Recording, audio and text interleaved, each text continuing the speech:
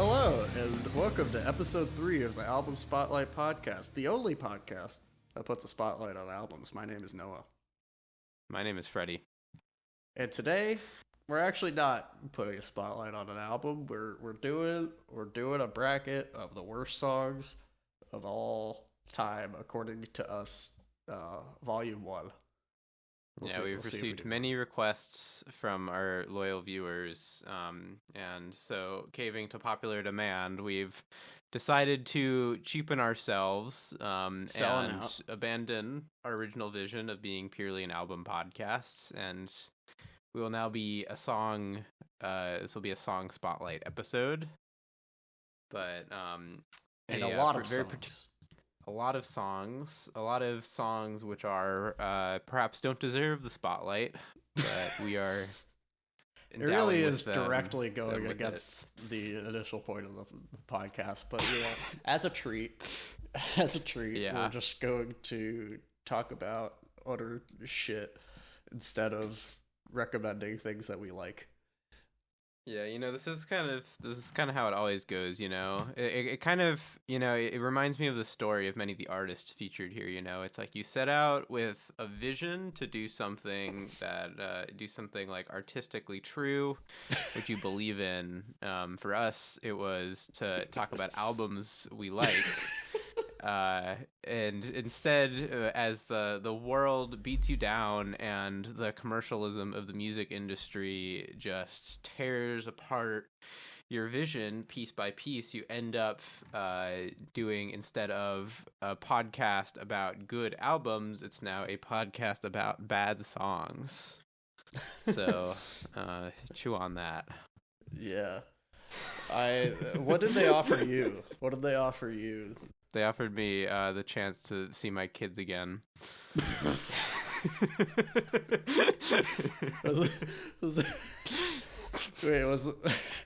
Are we selling out to your wife, your ex-wife's lawyer? Is that what's happening right now? Yeah, that's exactly what I'm saying. This is part of the custody agreement. Yeah, it was a very strange. It's been a very strange affair.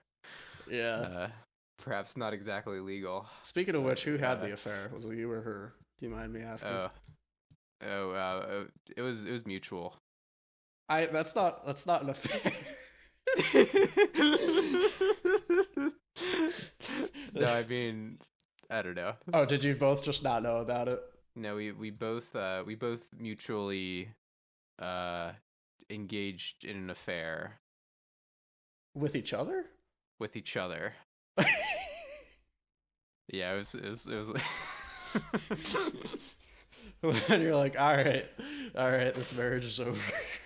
Yeah, it was pretty traumatic. And then it's brought you here to talking about shit ass songs. And then brought me here to the Album Spotlight podcast. Anyway. Right. Well, that was some good origin story. That was some good lore, deep. Yeah, that's lore. A little background, a little bit of lore. We're off to a good start. The way that we're gonna do this is we have a bracket, worst songs of all time bracket. Thanks, Hive Mind. I'm just ripping them off. Yeah, they did invent brackets. They invented the bracket. They invented March Madness. Yeah, and I'd go so far as to say they invented basketball. Yeah, kind of did. You can see it in the thumbnail. We're also gonna link it in the description. If you'd like to follow along. Yeah. Or you could ignore us, or you could just turn off the video. I'm not your mom. Well, don't do that because you won't be listening to us. That's true. You'd be missing out. Oh yeah. Before we start, we made an album. It's out now. Our band, Flag Burner. It is we're sort of kind of industrial metal, digital hardcore with some dark ambient and some other fun stuff. Very eclectic kind of mix of things. And we have a new album out called Deprivation of Your Future.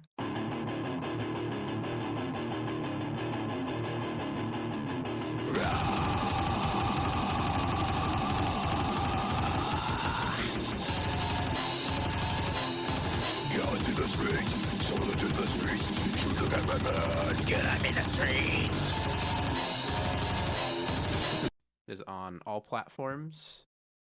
You can find it in the description. What about Deezer? I think it is. I think it is on Deezer. Oh, hell yeah. the Deezer heads in the audience all the Deezer yeah, fucking pumping, Deezer heads out there pumping their fists in the air. Yes. Yes, I'm not left out. Oh, thank God. Thank God. So yeah, listen to our debut album, Deprivation of Your Future. Only on Deezer. Only on Deezer. It's a Deezer exclusive. This episode is sponsored by Deezer. I guess we'll just get into the bracket then. We got 32 songs. 32 big ones. Yeah, this will be stinkers. This is a colossal set of terrible music.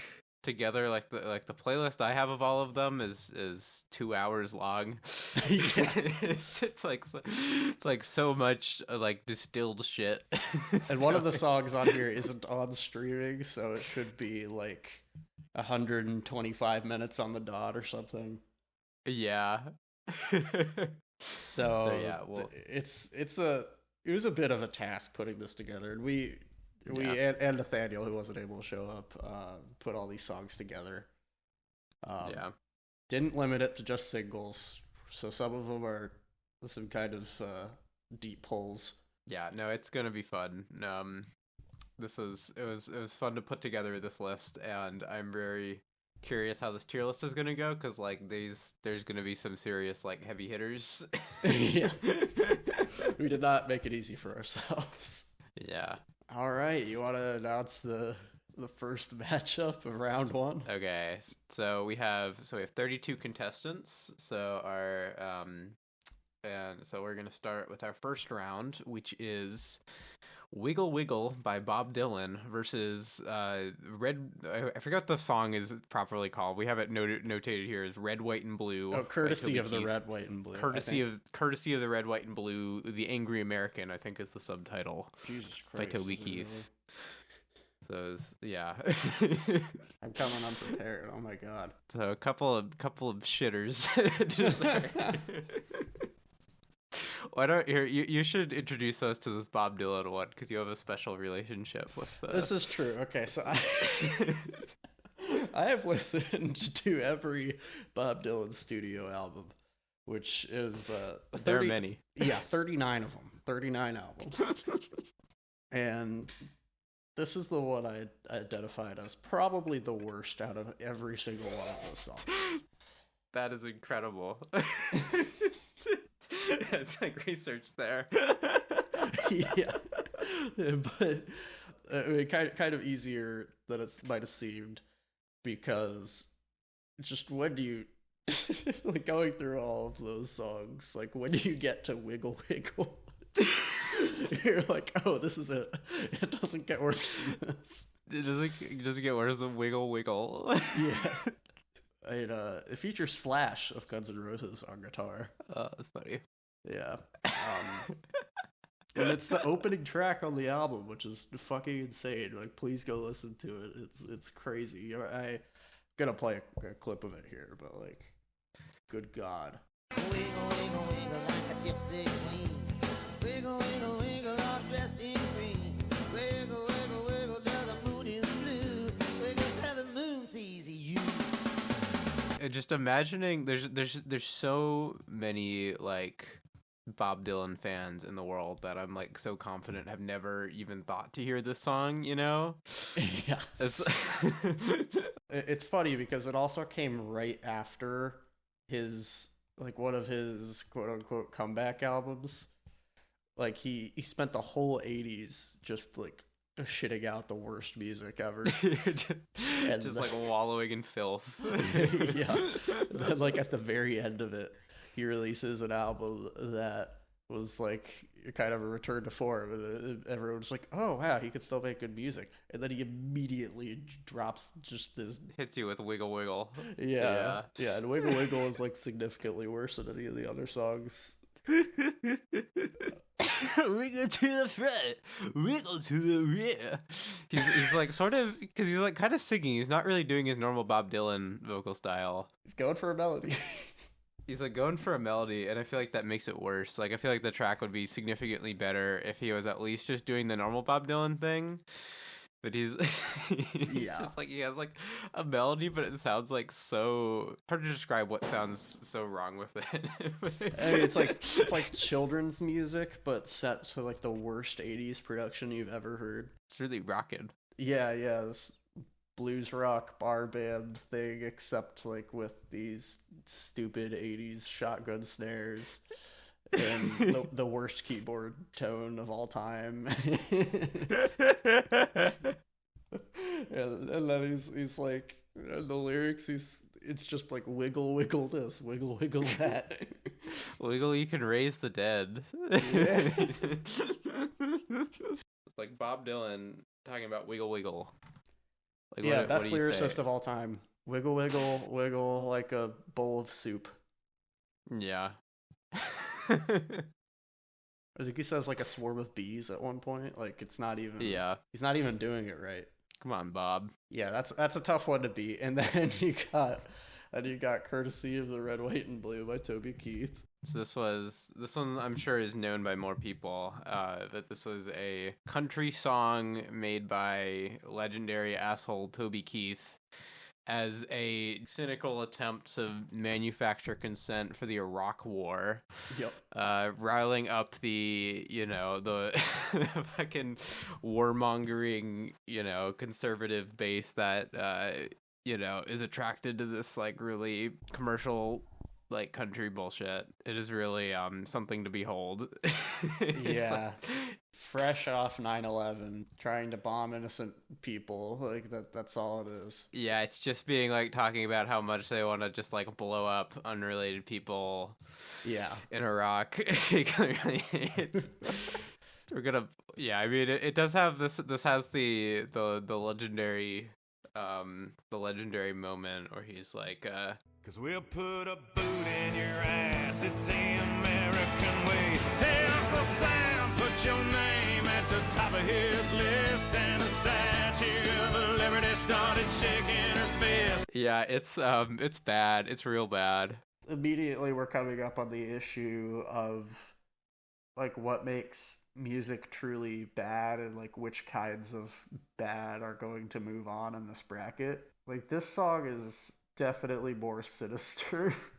Like the intentions are about as bad as you can get, but the wiggle wiggle song is just like kids music that no kid would listen to, basically. So it's just kind of whatever. Yeah. Like, it's not really harming anybody. It's just sitting eternally in a used CD bin somewhere, Yeah, that was like one of the things I was thinking about in like listening to all these terrible songs was like, of course, like what we mean by bad music isn't like immediately graspable. And so of course, like, we don't mean, just like whatever thing some like 12-year-old kid put on SoundCloud. Like I'm sure we could find a million bad things like that. I feel like there may be three, I might extend that, but I think there's maybe like sort of three categories of things that like are in this list, and then there's a lot of ones that like fit into multiple categories, and I'd say like those three are, one is like fall from grace. So like someone that can make good music, but it's just really sad to see them like, it's just like there's something really sad and that just like hurts you to hear them making like terrible music. So which of course this Bob Dylan one falls into. And another one, which I think is this Toby Keith one falls into, is just sort of like piece of shit anthems, like things that are just like terrible people making terrible music, and then the third is just sort of like commercial trash that's like so painful, like so cynical. That's just kind of painful. I think those are like kind of are the three. I might add another category if I find one that doesn't fit that, but yeah, like technically incompetent. Yeah, do we have any that are truly... I can think of one that's definitely technically incompetent that's on the list. Yeah.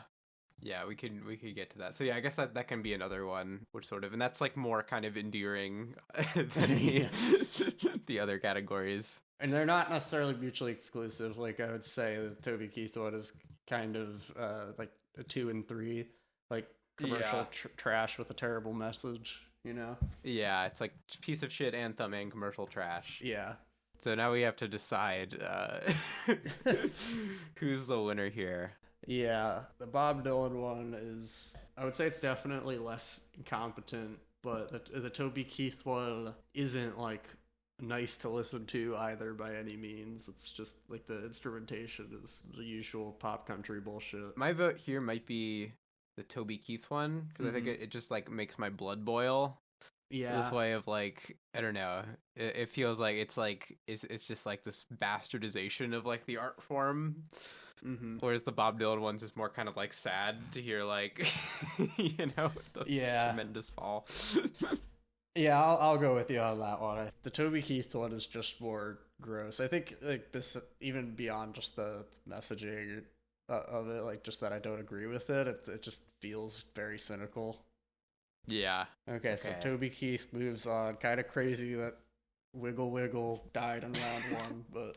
So there's like some gourmet shit we got on this playlist. So it's hard. Like so many of these like could top like so many other tier lists of bad songs, you know? Yeah. All right. Well, moving on to the next matchup, we have Conflict by Disturbed versus Don't Let Me Down by the Chainsmokers. Two very similar songs. Interesting kind of interesting to put these against each other. Why don't you describe this Disturbed song, Noah, as you have some history with? Yeah, so not to out you. So there was a point at which Disturbed was my favorite band, and That's so awesome. I'm big enough to admit that. My tastes have since changed somewhat. Believe it or not, the song does come off of their debut and most popular album, which is insane. For Disturbed, this song is very representative of them as a group, I would say. Fortunately, they don't rise too far above this. Yeah. Disturbed, by the way, popular new metal band. I'm sure everyone's heard the Awa. Yeah.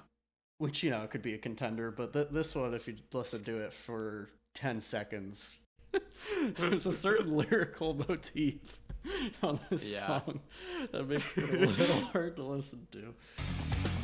You are enemy. You are my hated enemy. I am enemy. And I'm the one-rated enemy. We have a lot of butt rock representation on this. We'll say more. Oh, hello, it's Nathaniel. So we found Nathaniel. We found Nathaniel. We dug him out of the ditch by the side of the road. He'd been he was in. I got lost in the parking lot known as Purgatory, but I'm back. Yeah. It was quite the adventure to do in the middle of recording an episode, but we found him and gave him a mic. Hello. we heard him but we heard muffled yelling. Oh, that was just me playing Pearl Jam from under the ground. Well, Will, how about your take? I just want you to weigh in on our first matchup real quick. Wiggle Wiggle versus Red, White, and Blue. Well, see, Red, White, and Blue is like dangerous. Yeah. If I'm thinking of the correct one. That's what we were thinking. So that automatically makes it worse than Bob Dylan's Wiggle Wiggle, which is just a bad song. That is about exactly what we said, so we're all on the same page there. Okay, good. I'm glad I want to see if we're on the same page on this one. Yeah, this will be interesting because they're very different. So it was Conflict by Disturbed versus Don't Let Me Down by the Chainsmokers, which we probably don't need to really introduce that song because it was on the radio like every fucking day just a few years ago. Yeah. So it was 2016.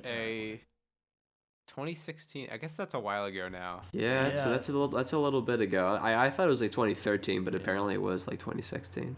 in like my memory, it like predated Sicko Mode. Yes. Yes. But it was after like, you know, it was after like fucking, I don't know, Radioactive. I love that is like a measurement of like music like history. Landmarks. Well, see, it was before Sicko Mode, but I know it was quite a little while after Radioactive. This is culture now. It is. Those are my cultural markers. Adorno would kill himself. I think the Chainsmokers' "Don't Let Me Down" is a much worse song.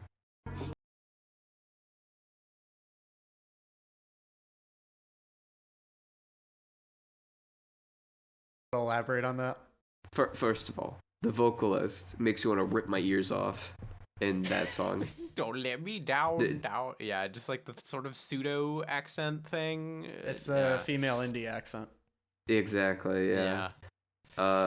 Almost everything about the song is like cliche and boring, especially that opening guitar riff, which sounds like it's straight out of like K-Love, like a Christian contemporary song. Yeah. I don't know. It's like it was made to please no one, and by virtue of it being made that way, it makes me mad. At least the story was like, we're making this thing, we think it sounds good. The Chainsmokers, I don't even know if they think it sounds good. They're just like, well, I mean, people like this. Like that's just how it feels like it was made to me. Maybe I'm wrong, but yeah, I wouldn't be surprised if the Chainsmokers don't listen to music in their free time. Yeah. I think that you kind of hit the nail on the head there. They're like the least concerned about musicians you could imagine. Yeah. It's like they're like musicians who don't like music. They also have the that like saxophone break on the drop. It sounds like the "Talk Dirty to Me" thing, like Jason Derulo. Yeah, but that was in. It really does. That was in like saxophone solos or just saxophones generally. That was like a big thing for like 2012 to 2016, 17. There was saxophones everywhere. Yeah, it's that electro swing, baby. Yeah. Oh god, it's weird. The structure of the song I always found so weird because like the drop is only, I think it's only like 8 bars long. It is. Like it's really short. It only like, it's like not enough time to like dance to, you know. It's like so it's just like this weird middle ground of like sort of pop, sort of EDM. It was like that trend where it would have like a drop, but like the drop would be sort of, it would like go down in energy, you know? Yeah. Pick your lane, Chainsmokers. Like pick pop or EDM. We don't want both combined, please. It's just lame. Just like lame and like tacky. Mm-hmm. It's profoundly lame. I gotta say though, I'm rooting for my boys in Disturbed on this one. I gotta. They're not. Hated enemy. Yeah, it's just the balls, the absolute stones to repeat that line over and over and over again. It's one of the most baffling decisions I've ever heard in a metal song. It's crazy. The song, this is honestly probably one of the funniest songs I've ever heard. It absolutely kills me. Yeah. I'm like embarrassed for them.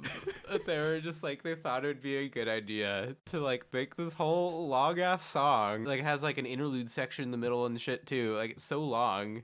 And then like the whole point is like they're being like destroy the enemy, hated enemy. It's like, what is the enemy? It's like what are you trying to be profound and say like, it's like, it doesn't matter who the enemy is, we're just always going after an enemy. Like I'm just stuck in this cycle of always destroying the enemy. It's the libs. And I was gonna say that they're Chud, so it's probably just like Arabs, I'm going to assume. It's immigrants, yeah. But I think it's like it's so vague that it's like that you're like, they're like, you're pussies, like you want to say something or you don't have anything to say. It's one of the two. It's like a perfect distillation of nu metal in that way, because it's just the vague, directionless white male rage that nu metal kind of defines, you know.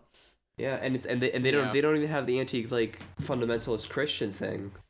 Like that's like a lot of nu metal's bread and butter is like anti fundamentalist Christian, but they don't have that. So it's just the enemy. It's not even just that. Like, also, that's not even the only thing that makes the song terrible. It's also got the fucking record scratches. It's got the that butt ass riff. Yeah, just that stupid hammer off over and over and fucking over again. And then it's got the weird like atmospheric session. Yeah, I know. And they also like the B sort of like the B section lyrical thing where they have like the. What is it? You're like, you tell me that you love life, but you blah, blah, try to kill life. Oh, yeah. What is crazy? The song is like fucking unhinged, and I feel like my vote is to move it on as like a sign of respect, you know?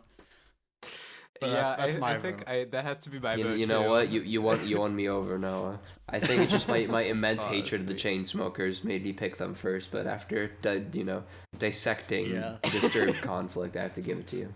The power of rhetoric. Yeah, this is definitely one of the funniest ones in this entire list for me. This Disturbed song, I think it's just hilarious. Yeah, I would say like for me it's worth listening. For me, it's worse than the Chainsmokers one, but in a way that I would rather listen to it. Like the Chainsmokers one, I would be more upset to hear it. Exactly. That's what I'm saying. I'd rather listen to the Disturbed song than the Chainsmokers. But I think the Disturbed one is worse. I think the Chainsmokers is just so nothing. It's like such a nothing song that it's like upsetting to listen to. Yeah. Hello, how you doing? I can give you good massage. I can be your everything. You give me $50. Our next pairing is Happy Ending by Hopkins versus I'm With Her by Latigra. I think it's Latigra. Anyway, yeah. This is quite the pairing. Well, okay. This is two titans. So let's give Latigra, or however you pronounce it, let's give them their due. The Hobson song is perhaps like a seed, or it's perhaps like our that one is like. I'm betting money that one's gonna win. We'll see how it shakes out, but that one's quite a heavy hitter. Yeah. But yeah, this like Latigra song is called "I'm With Her." You can probably guess what that means. So they're of course the led by Kathleen Hanna of Bikini Kill fame. They're in. Back when they were established, were a cool sort of riot girl like dance punk outfit, and they so this one is I think an instance of one of the of like the like fall from grace thing, because of course like back in the old days they were making this like interesting dancey punk stuff that was very kind of literate and very ironic and absurd. They had a fun thing, and now they've dropped all of the irony, all of like the fun, and also all like the like interestingness of the music to make just this song that's just shilling for Hillary Clinton, supporting her like 2016 election bid, which is it is just as bad as it sounds. Like I could excuse it a little bit if it was like, okay, she's better than the alternative, at least. But no, it is completely like, no, we love Hillary. She's great. Yeah, that's the thing. It's like like Bikini Kill was associated with genuinely radical politics, and then just shilling for the lib. It's like, okay, voting for Hillary over Trump, like that's reasonable, I think, but. Yeah, just being like, this is our ticket to freedom. Like, I don't know. Yeah, like she's with us. Yeah, she's and all the like pop feminism-y stuff with like having to like, yeah, she has to work harder than every man, and it's just like, it's so, oh god, it's just like, it's so lame and sad, and just like she like oversaw the like destruction of fucking Libya. The Secretary of State. She wants to destroy fucking Palestine. Like, oh my god. And that's just the messaging in the song. Like it sounds like crap. Yeah. It's so lame.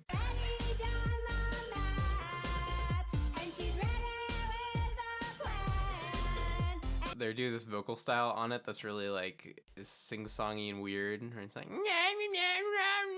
it's not like really the shouty style they used to use. It's instead this like just like whiny thing. It's weird. Yeah, it's just grating. Yeah, it's like they guessed what key the song might be in. Like they hadn't heard the backing track at all. They guessed the key. That's a good way to put it, Noah. I like that theory. Yeah, it's like, okay, so there are 12 notes, right? Now that song is bad. But I can agree. The song is bad. However, Hobson's Happy Ending might be one of the worst songs I've heard in my entire life. It might be the worst song ever. We'll see. It's on this list for a reason. It may be the worst song ever. There's like one other song I can think of that might be worse than this one. This is like the song to beat. Yeah. This is the Mike Tyson of bad songs. It is. Yeah, so Hobson is an immensely corny rapper who sort of is like one of the many sort of Eminem wannabes, kind of, that's like, you know, is very edgy and very self-serious. He has really cool eyes. And his cool eyes. He's very smart and has an ill mind. Yeah, he's I don't know. You can tell I find him very annoying normally, but this song goes kind of above and beyond what his normal annoying shtick is. So it's called Happy Ending, because of course it is describing going to ambiguously Asian massage parlor and getting a happy ending. And he describes the whole thing in wonderfully gory detail. We get to hear like the fingers on his butt crack or whatever, and the whole thing is just absolutely drenched in just racism. I thought you were gonna say reverb, but yeah, that too. It is. If I wish it was drenched in reverb, because I wouldn't be able to understand the lyrics. Yeah. But no, you could understand it perfectly, every lyric, and it is imagine like stereotypical, like, you know, Asian instrumental. That's just like the instrumental with like hip hop drums, and then he's doing this like racist accent for like the chorus hook thing. Yes. It is god awful. It is. Like, I'm with her is like kind of just sad to listen to, because like, oh, like these people used to make music. Hobson never made music, but this is his worst. This is just like Goliath compared to like his normal level of shittiness, which is really saying something. It's like as bad as it can sound and as gross as it can be. Like it's fucking maxed. It's crazy. Yeah, it's like it's not funny bad. It's not bad because dude, like the instrumentation's no. It's just like it's racist. It's gross. It's like disgusting. It's just awful. It's a terrible song. I can't even tell what it's trying to do. Like, I can't tell if it's supposed to be funny or like cool or like a cool sex track. Yeah, or is it like, supposed to be like hot or something? Like, what is happening? I don't get it. Like, here's the thing. Like, I don't like Eminem generally, but if I had to give Eminem credit, if he were to do a track like this, the whole point would be that it's gross. Yeah. You know? Like, but I think Hobson's like, this is like, oh, I'm so badass. Like, I got a fucking happy ending. Like, that's what I read from this. Yeah, you can tell he means it. Yeah. It's weird. Yeah. Like, because, like, what does he mean? He's making up the story, obviously. Obviously. I hope. I really hope. Easy win here, I think. Yeah, for sure. I think we're probably in agreement. For sure. Happy ending. We'll move on. Yeah. Okay. Ooh, this is a fun one. This is a fun one. Okay. Well, we have Tones and I Dance Monkey, which is the other pick I had for the worst song on this list. And then we have Jason Aldean, Try That in a Small Town. Okay, so this is a hard one because Dance Monkey is one of the worst songs I've ever had to listen to. Like, everything about it is grating to listen to. Try That in a Small Town is about, like, from what I understand, like sundown towns. And, like, he's, like, happy about it. He's like, try that in a small town, fucking kill you. So it's like... Yeah. So one of them is horrifically just horrible and hateful, and the other one is just, like, one of the worst pieces of music I've listened to. Like, as a piece of music, it is one of the worst. This one's interesting because it's like a heavy hitter on like the shit music, which is just like completely whatever, versus one that's like exactly the same as like every shitty commercial country song musically, but it like it's like a piece of shit anthem, you know? It's one of, it like falls into that category. So the Jason Aldean one, I feel like nobody listens to it because they actually like it. I think they only listen to it as a statement, really. Yeah. Yeah, because that's a lot of right-wing media, really. Like, it's not good, but they watch or listen to it because it's right-wing. Yeah, it's just, they're just propping it up as, you know, like propaganda, basically. And it's almost like exhausting to even bring up Try That in a Small Town anymore, because the discussion around it is so disingenuous and people act like it's not what it is. It's like, no, you like it because it's a song about shooting BLM protesters. Like, that's all it is. Try that in a small town. See how far you make it down the road. Around here we take care of our own. It sounds exactly like 10,000 other songs. Yeah. There's absolutely nothing distinguishable musically about it that would make it have any popularity, or, you know, above its like peers, you know, if it wasn't for this what it's talking about. I will say, to I guess the opposite of Aldean's credit, on the purely musical front, this was brought up in the Pat Finnerty video too, but I noticed it as well before it came out. The guitar solo just steals that one riff from Beat It by Michael Jackson over and fucking over again. Yeah. Yeah, that one. Yeah, like the solo is just doing that over and over again. It's crazy. It's so flagrant. And I also find it kind of funny how, like, melodically the chorus just goes nowhere.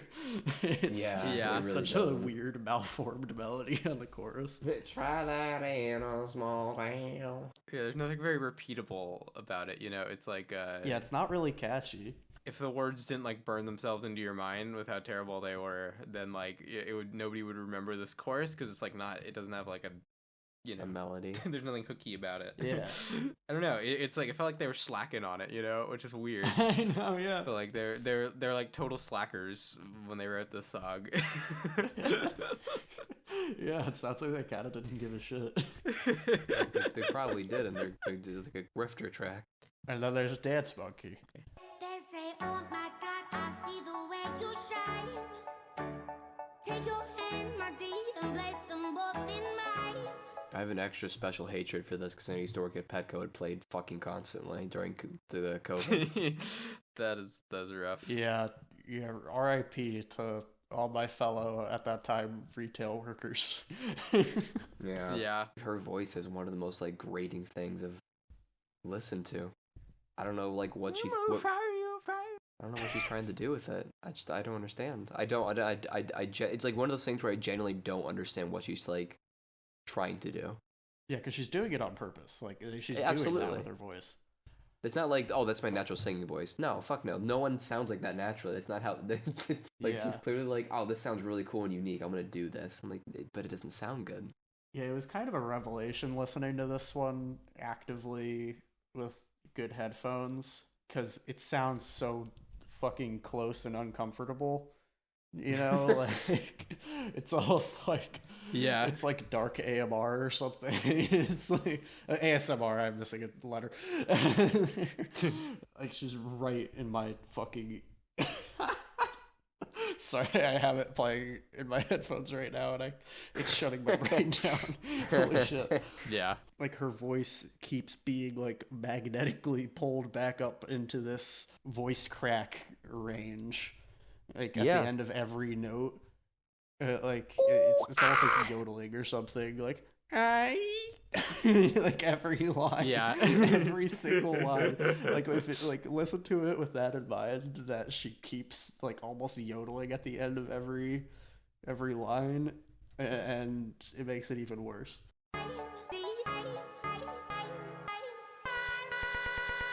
It's almost like a mix of like a baby voice and caricature of old soul singers or something. Like she's trying to do like the grit on her voice. Yeah. Like And she just belts it too. Like it's so fucking loud. Yeah, but her enunciation is so like it's like There's none. There is no enunciation. Yeah, and the way she's sort of putting on an accent, because like often, you know, you'll have like white people that'll do like a just like sort of pseudo Jamaican accent. Mm-hmm. That's very common in pop, but like this isn't even really that. It's just kind of like It sounds like it's like the indie girl lisp, but like cranked up to like 4,000. Yeah. Yeah. The song is like sonically catastrophic. We mainly know this song from listening to it involuntarily, yeah, because it was of course a hit. So you'd hear it like in the grocery store or like in the fucking car or whatever. So you don't really pay much attention to like how this instrumental is so fucking sparse. It is. It's just like it's just you and her fucking voice, and like everything else is pushed way back. It's like a pop reggae thing that can't be spicy enough to play on the offbeat. Yeah. And there's just nothing happening. That's so funny. There's nothing. It's just it's almost like a first draft or something. And then they just like exported the song like that and sent it to radio. Like why? Yeah. I'm pretty sure the band doesn't even like this song. Like I'm pretty sure they said before that like they do not like this song. Yeah, she said she's sick of it. But I wonder why. At the same time, you made it. But sick of it implies she liked it. Yeah, you made it. Once. You decided it would sound this way, so you can't fucking be like, I don't like it anymore. You made it. Yeah, she still sings like that on her other songs. So like the problem remains the same. You don't like it because you've heard it too many times. We don't like it because the song sucks. We're not the same. We are not the same. You're right, Fred. Yeah, it's not like Radiohead hating Creep. Like you didn't go on to do anything different. Yeah. Not yet, anyway. I don't know. Maybe her next album will be a masterpiece. But yeah, what moves on here? That'd be so funny. I honestly think Tones and I transcends the hateful ideology of Try That in a Small Town for just being so bad. Like I'm kind of with you on that one, yeah. Yeah, I gotta agree. I think we're tipping our hats to Dance Monkey of being just like a fucking dumpster fire of a song by having it move on. Whereas Try That in a Small Town should probably just never be talked about again. Yeah. Dance Monkey moves on.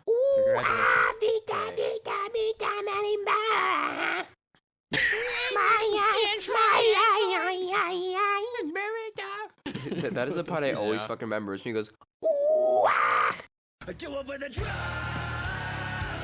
So the next two songs are Bottom of the Bottle by Smile Empty Soul and Honky Tonk Badonkadonk.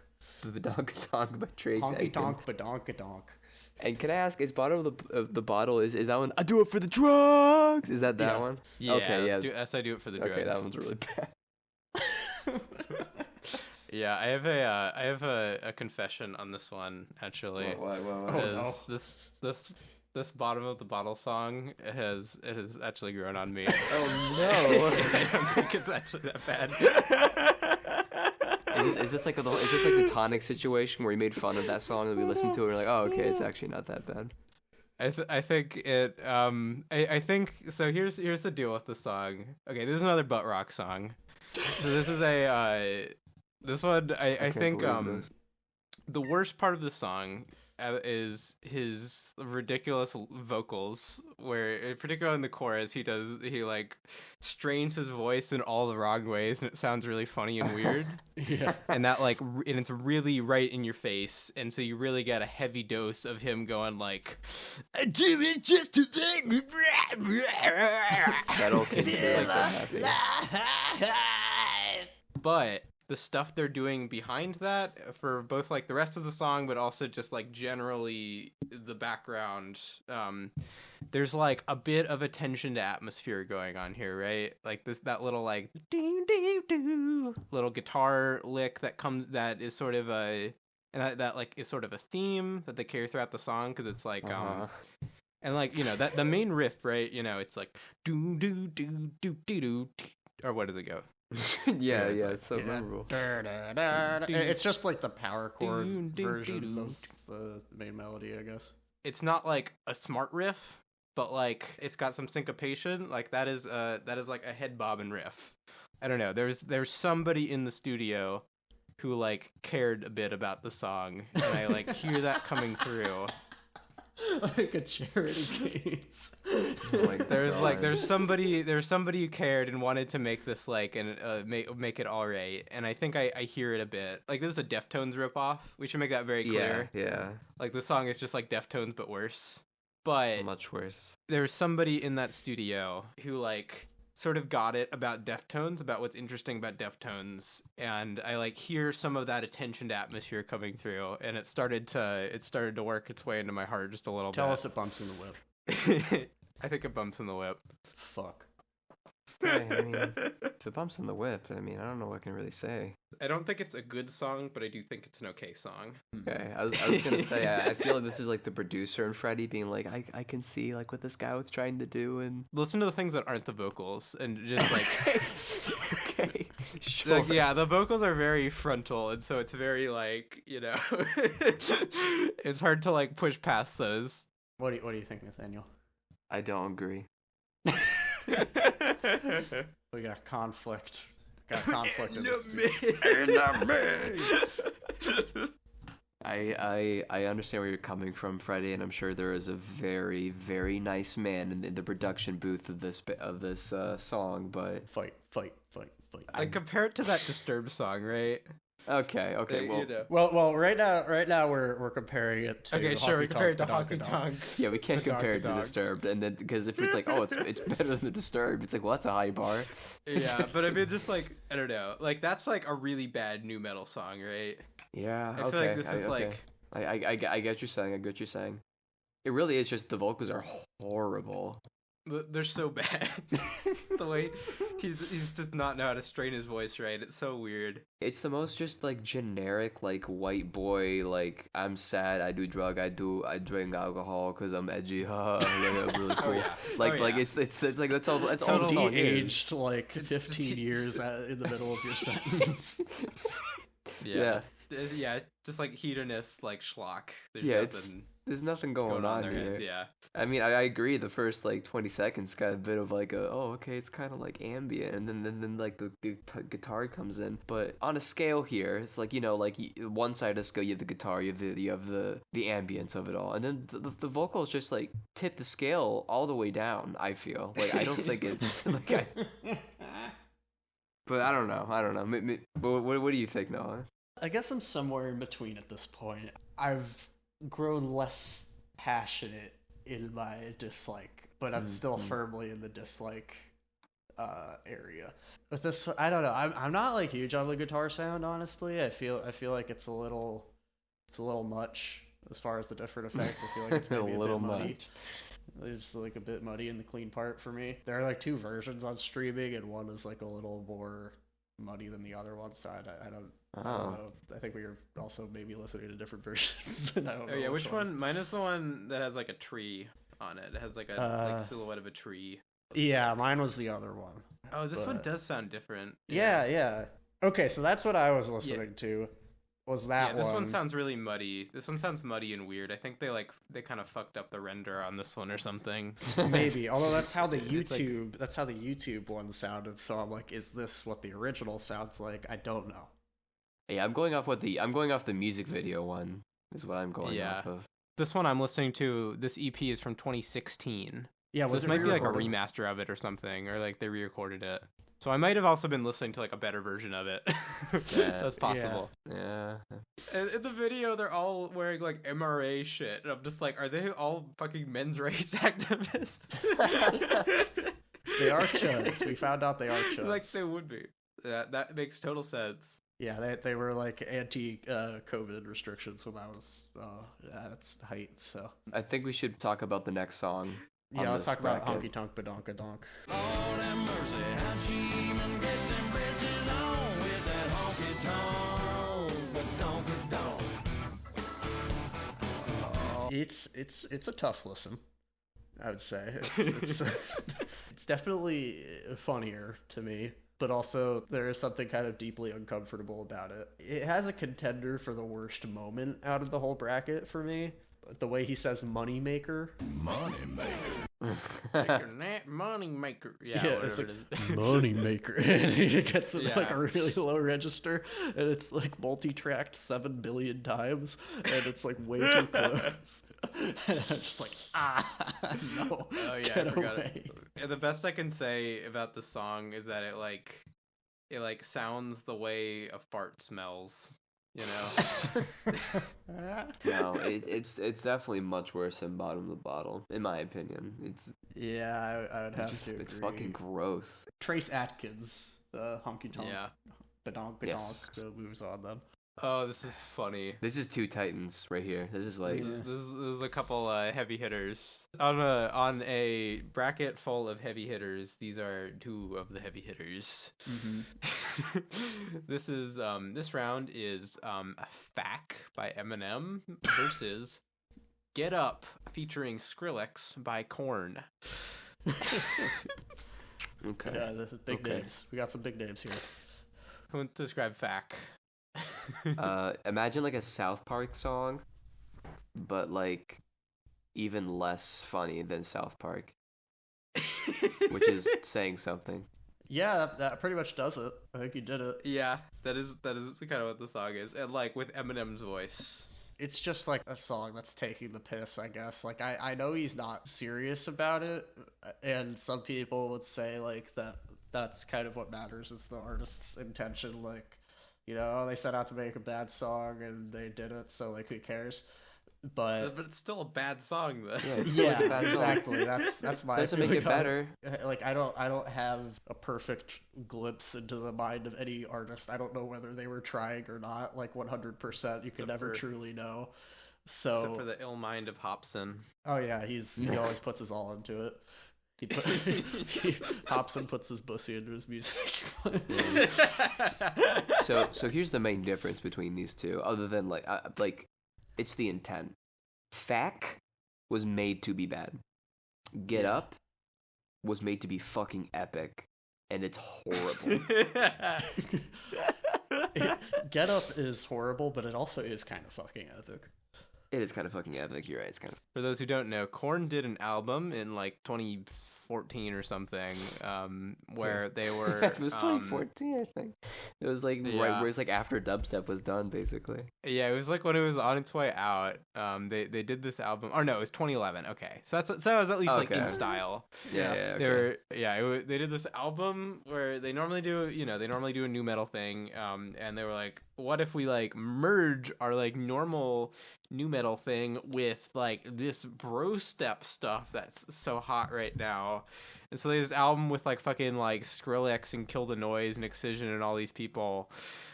And it is fucking ridiculous. I think this one's like particularly funny, but like they're all like this bad. And the entire thing is just like bro step wub traded with like a new metal guitar lick with like another like bro step screech. This like orgy of like 11-year-old boy music thrown into a pot.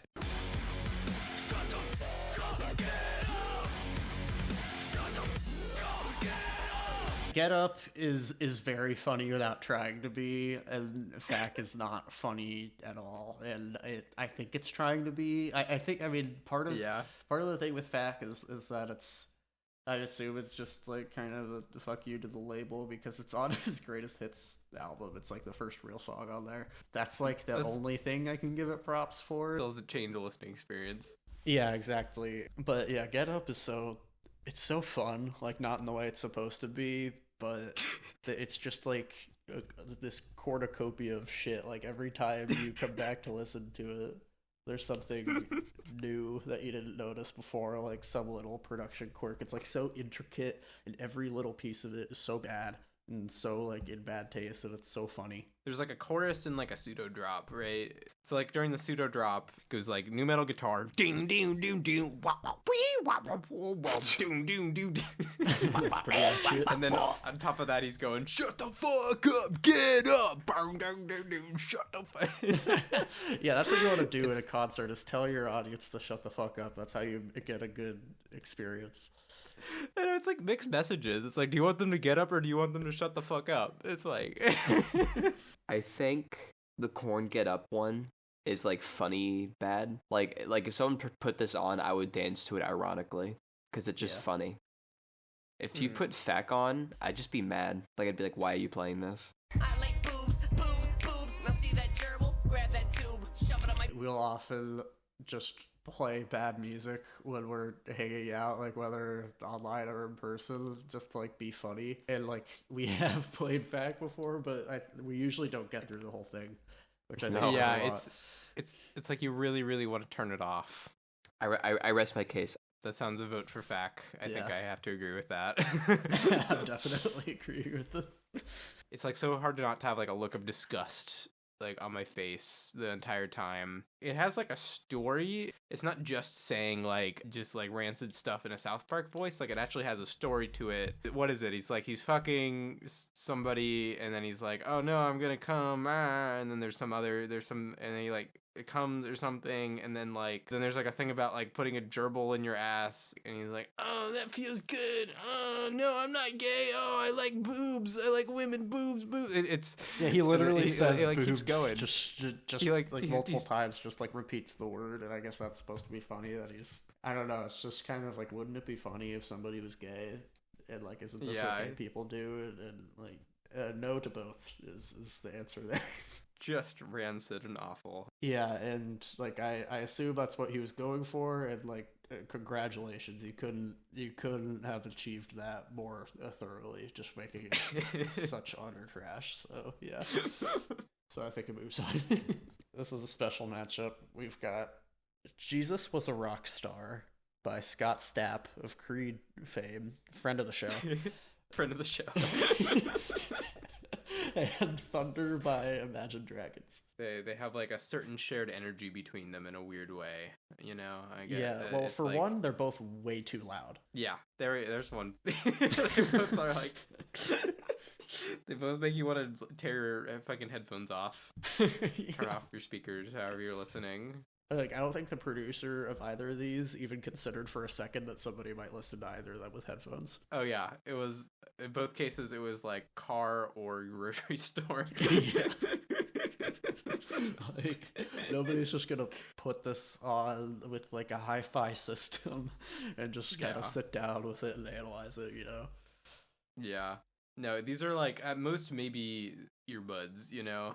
At least for Imagine Dragons, it was like, they were like, okay, maybe we'll have like the teenagers with earbuds, and then for everyone else, it's just going to be like car. Scott Stapp, it's like a CD in a car. Yeah, you're like Christian dad. Yeah. Putting CD in the car on like the way to the fucking beach or whatever. Yeah, and he listens to it and he says like, I told you they were a Christian band. With our arms wide open.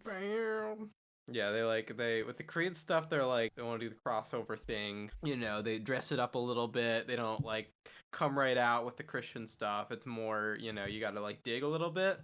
But with Scott Stapp solo, you're just making songs called Jesus Was a Rock Star. Yep. He brought the dead to life. He was when called to rise. There was a passion in his eyes, and it spread like wildfire. Can I get a witness?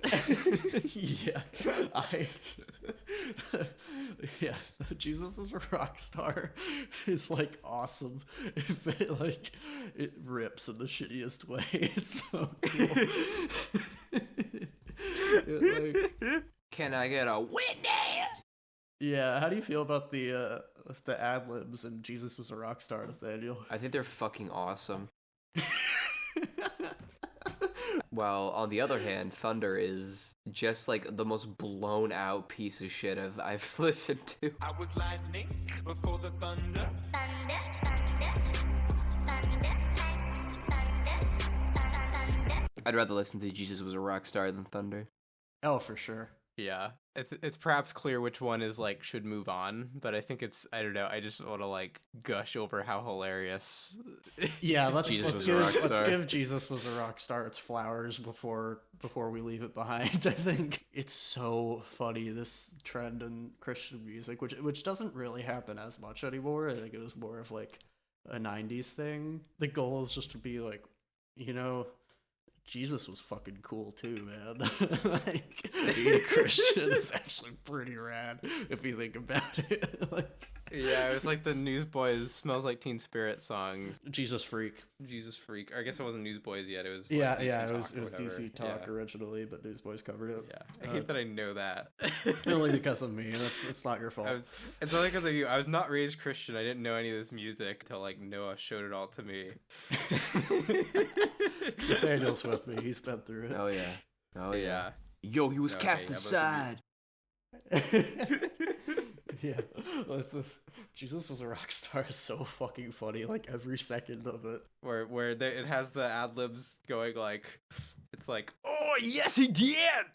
Oh, they're so loud. They're so loud. They're so loud, and they're like hard panned. It like alternates which ear it's hard panned to, but it's always hard panned. It's so funny. It'll just tickle the side of your ear. It's just Scott Stapp going, oh yes he did. It's like Saint Anger, like the song Saint Anger by Metallica, like, flush it out. Oh my god, it's the same shit, you're right. Flush it out, flush it out. It's like, why are they so upfront? These aren't supposed to be this close to the fucking top of the mix. Yeah, they're all just plopped on top of each other. This one where it goes, it's burning! Then the other ear, it's burning!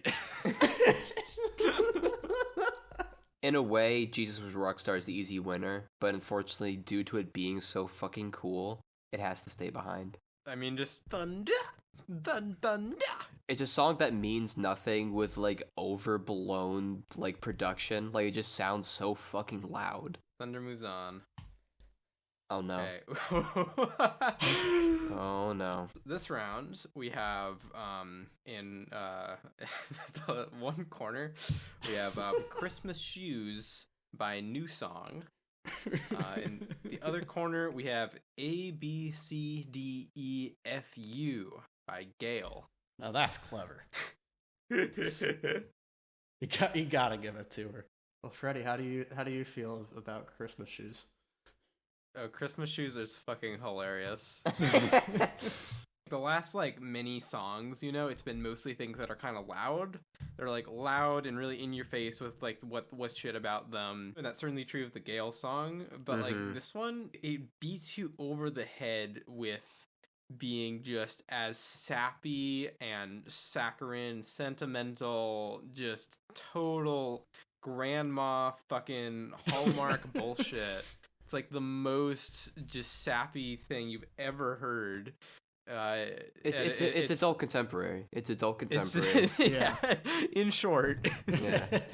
And it sounds like adult contemporary from like 10 years before it was released. I know, it's crazy. I when I first heard the song, I'm like, oh, this has to be like mid 90s. No, it's like way too late for this shit. It's like you lost the mark, bud. It's also like the most shameless poverty porn thing. It's just like, oh, I'm a little boy and my mom is dying of an unidentified disease, which, maybe makes her cough but doesn't affect her appearance. But she wants these beautiful Christmas shoes, and can I buy it for her so she can wear them while she fucking dies? And she'll look pretty for Jesus. She'll look pretty for Jesus. She'll look pretty for Jesus. He says tonight, right? Yeah, tonight. Mama meets Jesus tonight. Yeah, you shit ass kid. You fucking shit ass kid. You're spending your whole last day. You're spending your whole last day that your mother is on this planet, which you know that for some reason. You're spending your whole last day just like rummaging around town and trying to like find somebody who will give you the shoes for free. Like just be with your mom. She doesn't want. Can you imagine being a little kid and being like, man, my mom's gonna die tonight. I better not spend time with her and get her some shoes. Like, imagine that's your thought process. Sorry, Mom, I gotta go to the store. I have to make sure you look nice before you die, Mom. Hold on. Yeah, fucking slob. Jesus ain't gonna let you into heaven like that. Yeah, he's picky. He's a picky man. In my headcanon, she's dying of some like very preventable disease. She didn't get vaccinated. Didn't have good enough insurance. Yeah, she didn't get vaccinated, and she's dying of COVID. She's got the bumps. She's dying of polio in the year 2000. Yeah.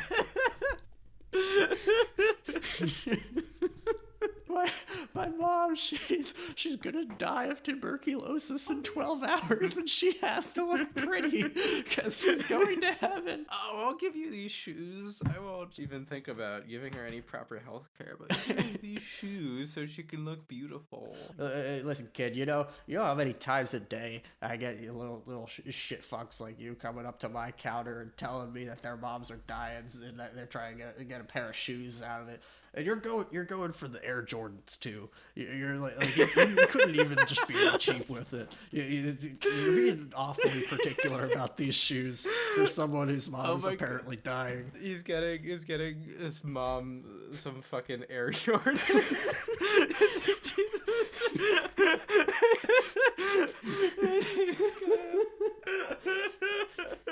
Sir, my mom's dying in 2 minutes and she needs some Yeezys or else she's not going to heaven. I just know it, sir. She gotta have the freshest fit when she sees Jesus. She gotta be dripped out.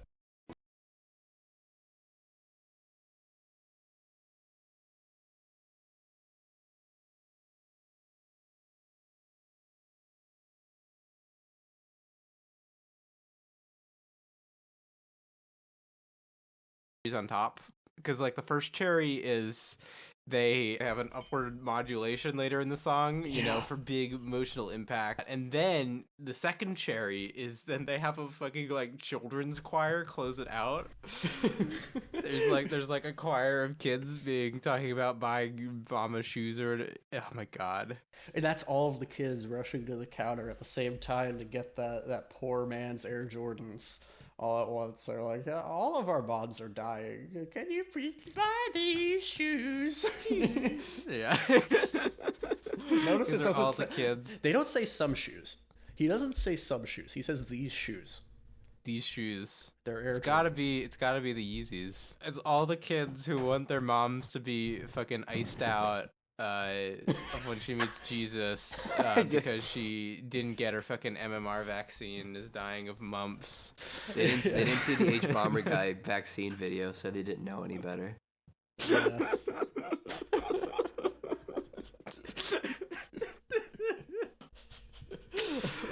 Oh, man. Sir, my mom doesn't have drip, and she's about to die. Okay, can we talk about A, B, C, D, E, F, U, and your mom, and your sister, and your dad, and whatever?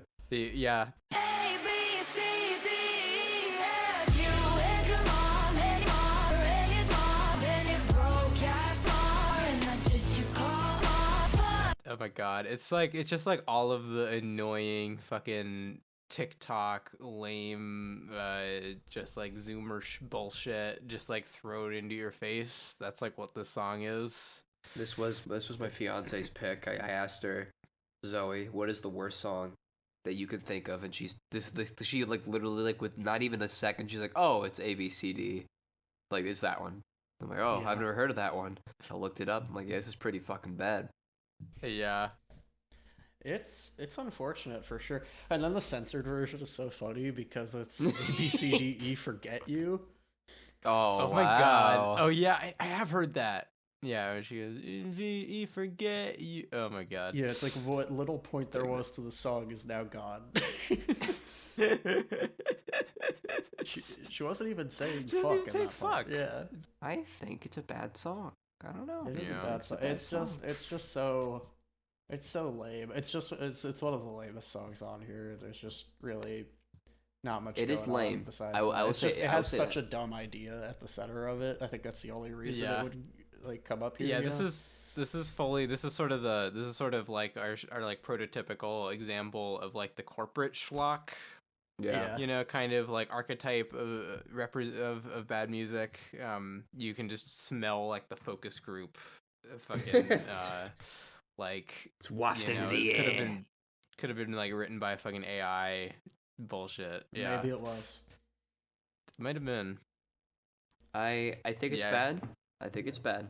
I will attest it is bad. However, Christmas Shoes again is like much like the previous Jesus Was a Rock Star.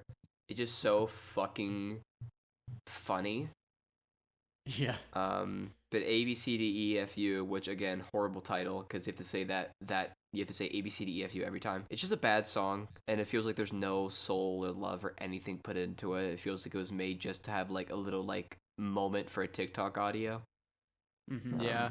I mean, I could say my pick is Christmas Shoes. I would honestly have Christmas Shoes move on. I would also probably pick Christmas Shoes just so I could spite A B C D E F U. Yeah, I feel like I don't want to give it the satisfaction of being like that bad that it beat Christmas Shoes. Yeah. Exactly. Also, Christmas Shoes, it feels like it's a 15-minute long song. I know. Yeah, I know. It's such an epic, such a journey. It's a journey. Every time I come out the other side of it, I have another gray hair. Come out the other side. Christmas Shoes moves on to the next round. A B C D E F U, Gail, and your song, And your mom. And your mom. and your mom. All right. Okay, we're now moving on to the second half of the. Oh, these B-sides slap. Let's go. Yeah, we got some real good ones coming up. Some real bad ones, should I say? Our first pairing of this side is "Never Far Away" by the one and only Chris Cornell. Woo, let's go! And "Careless Whisper" by Seether. God. Seether original. They wrote that. Original.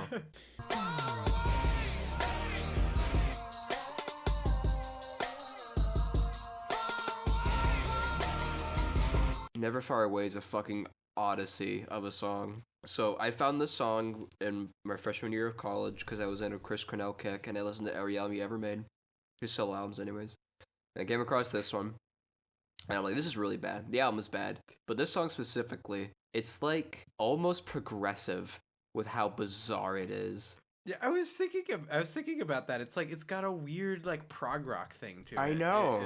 It's got like a wankery prog rock thing going on. Yeah, talking about songs that take you on a journey, Jesus Christ. Holy shit. It's like a journey through shitland. It's just like going through, there's like the shit city and like the shit countryside and like, you know, the shit forest. Homer's Odyssey. You take a wrong turn and end up somewhere where there's no shit reception. Every single part of the song makes me laugh for a different reason, especially the ending. It never ceases to make me smile. The ending is so fucking bizarre. Oh yeah, it's got the big epic thing. Yeah.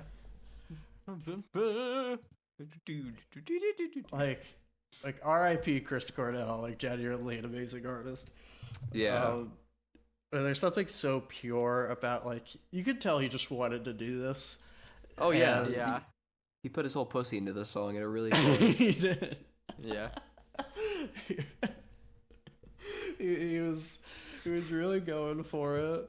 He's like, yeah, I'm getting Timbaland on this. Like fuck it, I don't care. I'm gonna have Justin Timberlake write one of the songs. Like, sure. It's just so pure, you know. It is.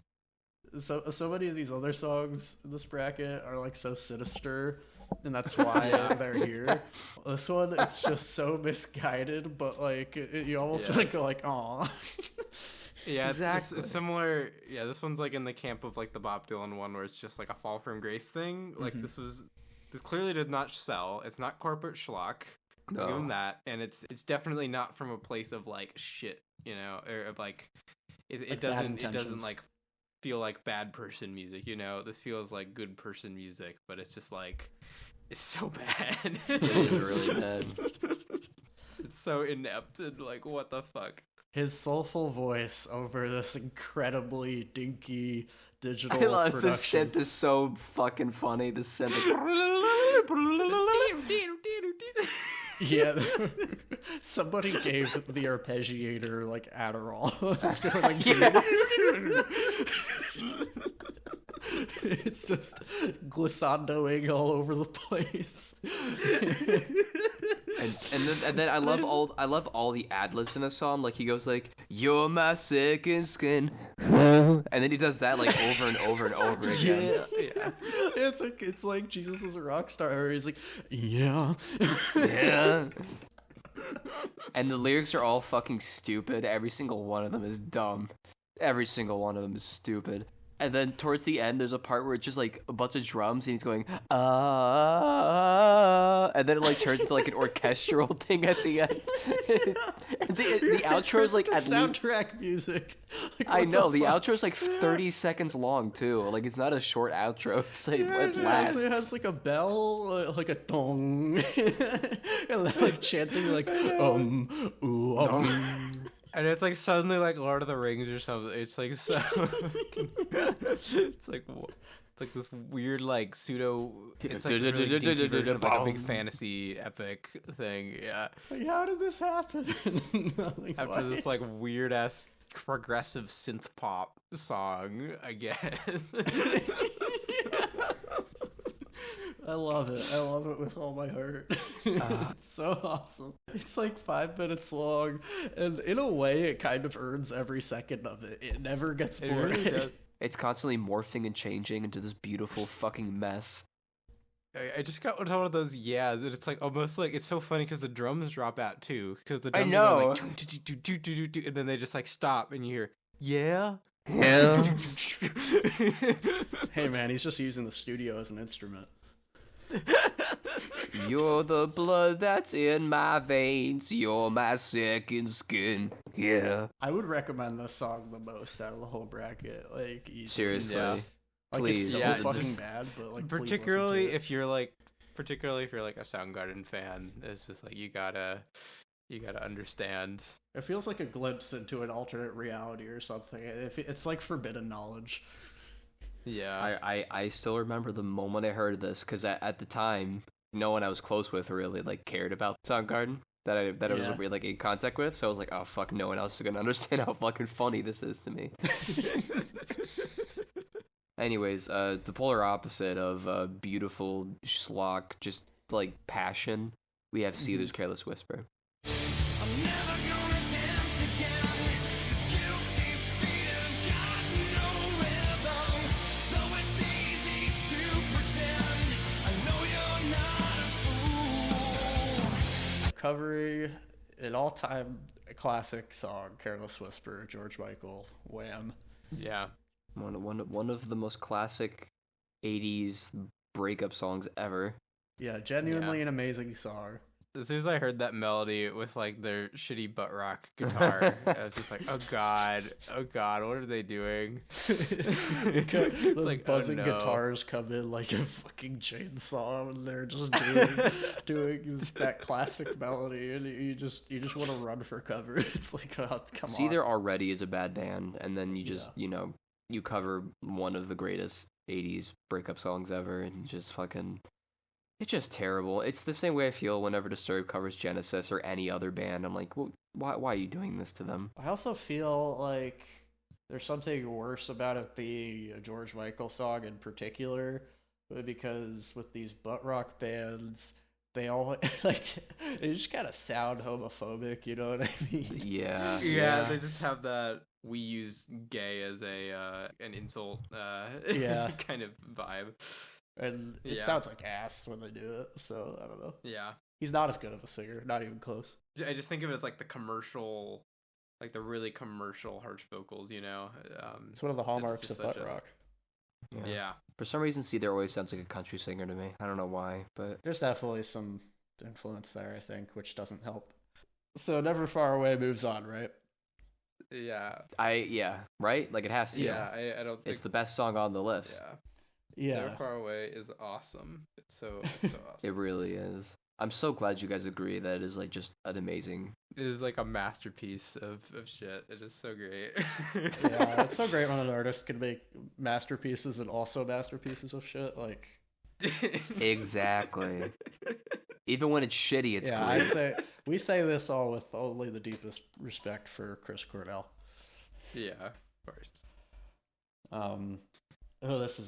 This is a Titanic matchup as well. Yeah. A doozy.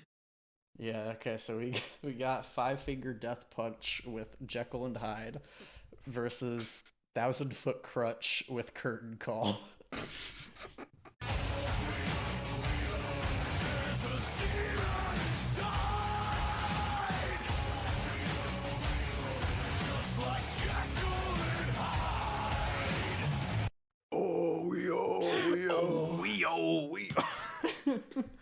There's a demon inside. Oh my god. Okay, so everyone, right now, pause this video. Look up Five Finger Death Punch Jekyll and Hyde live.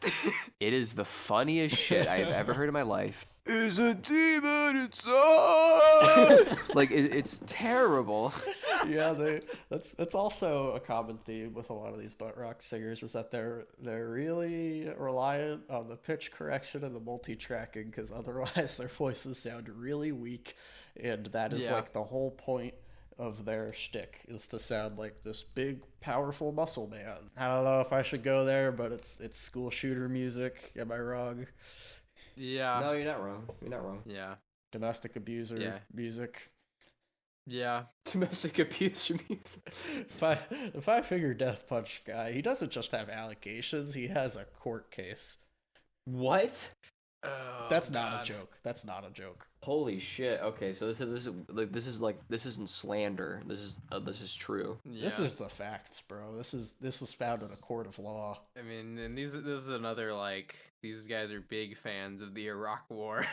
Yeah, like it's in their like music. have all those fucking music videos about it and stuff.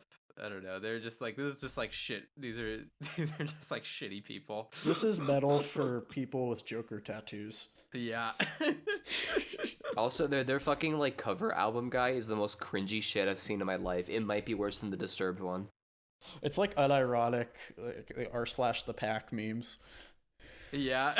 Literally, it's just the pack meme. Except it's like, just got your six. I know. It's just like, it's like so much like that guy should be saying like, oh, I need to take my insulin shot. Yeah, it's just begging for you to just put impact font over it that just says like, who shit in my pants. Who put shit in my pants?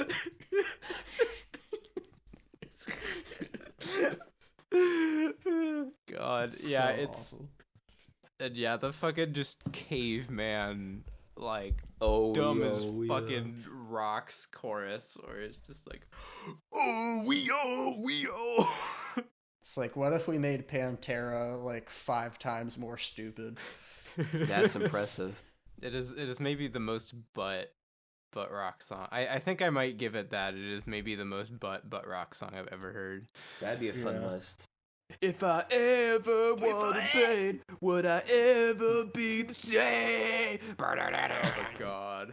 It's so angsty. Ugh. And then everything cuts out except the drums and like the bass, and then you just hear oh. Oh, try to do this, live a motherfucking life. It's like it's trying so hard. It's trying so hard. It really is. Yeah, and then there's Curtain Call by 1,000-Foot Crutch. It's remarkable that any song can give Jekyll and Hyde. Oh wait, is it Curtain Call or Courtesy Call? I think it's Courtesy Call. Yeah, I accidentally wrote that as I just realized we had that wrong on our fucking list, and then when I copied the list over to the bracket. Yeah, it's Courtesy Call, my bad. Hey, yo, here comes the danger up in this club. When we get started, man, we ain't gonna stop. We gonna turn it out till it gets too hot. Everybody sing. This one is also kind of just a clusterfuck of bad taste. Okay, so they're like a Christian rap rock and new metal band. I also used to be super into them at one point. We all make mistakes. but it's like video game soundtrack music. Yeah. I don't know. Yeah. No, it is. It definitely is. The palette isn't dissimilar to like the Korn Skrillex song. It's just like happily borrowing both from like big meathead electronic music that was big circa 2012 or whatever, and then also like butt rock new metal kind of stuff, and like I guess the rap rock thing they normally do. Plus just like some epic strings too. It's got like a fucking string section going like do do do do do do do do do do. It's so epic. It's so epic. This might be a deep cut, but there was a PS2 mech game where the entire soundtrack was butt rock, and I feel like this would be in that game. That would be awesome. Like if this came on in a video game, I would think it was fucking hilarious, and I would kind of love it. It like borrows all these tropes from like the dance pop that was really big around this time. Like, you know, like Kesha and shit, where it would be always talking about like the club and the partying and stuff, and so he's saying club, and then he also it says something about like this war we're fighting and stuff. Like that was such a thing too, is being like talking about fighting and stuff, where that's like a metaphor for just like dancing. Except this, it's like a double metaphor. They're Christian, right? So really, like the club is like the church, probably, or something. Yeah. It's like, what are you doing in that club? You're yeah, or like praying in the club or something. Like, do you or even maybe drink? Like maybe they're in the club and it's like temptation they're fighting, and that's the war they're fighting. Is like not like jacking off in the club or whatever. Let me tell you, 99% of the time, when Christians talk about like something that they're struggling with as far as sin, it is either jacking off or thinking about jacking off. 99% of the time. No, yeah, for sure. That's so awesome. He's just like, so like we're fighting. Like, he's like, I haven't busted a nut in like 3 weeks, and it is getting difficult. I mean, like, hear this guy out, right? Like, he's walking into the club, and he's got the bluest balls you've ever fucking seen, and he's just like, through his pants. he like the first fucking woman he sees, he's like, ugh. He's just like, it's just like he just crumbles like to his knees. I know. He's like, oh. It's like that meme of like, oh, a beautiful woman, I will kill myself. Yeah, his loins just like explode in the club. Yeah. Yeah, and then on the chorus, they just kind of do the My Own Summer riff by Deftones, but faster. Yeah. They do, yeah, it is just the My Own Summer riff. What do we think, guys? What moves on? I think like Jekyll and Hyde? That'd probably be my vote. Yeah, me too. These are both formidable shitters, but there's something about just the level of butt to the Five Finger Death Punch song that's really makes it a heavy hitter. Yeah. Okay, our next one is Crazy Bitch by Buckcherry versus Invisible Kid by Metallica. Oh man. Yeah, one of these, at least at one point, was a good band. Yeah. Was not at this era. It's interesting to become a butt rock band and not start as one. That doesn't happen a lot. Usually the transition. You start as a butt rock band. Yeah. I know. Usually you're like, okay, they weren't actually good enough to make anything other than this, you know? Yeah. Have you ever listened to Saint Anger front to back, Nathaniel? Fuck no. So I'm the only one here who has. I have. I've listened Yeah. to it front to back, all like 80 minutes of it. Yeah, Jesus I feel like Christ. at this point I've maybe heard the whole thing in total. Just individually, I think but I've don't heard know if every single track, but I don't think I've ever sat down and listened to all of it at once. I think I literally got a headache. I'm sure you did. Could really put any track from Saint Anger on here. I think Invisible Kid, really the thing with it is just that it's so long. This one was like interminable to get through. I remember when it would come on the playlist, I'd be like, "Oh God!" It's like 8.5 minutes, isn't it? Yeah, it's exactly 8.5 minutes.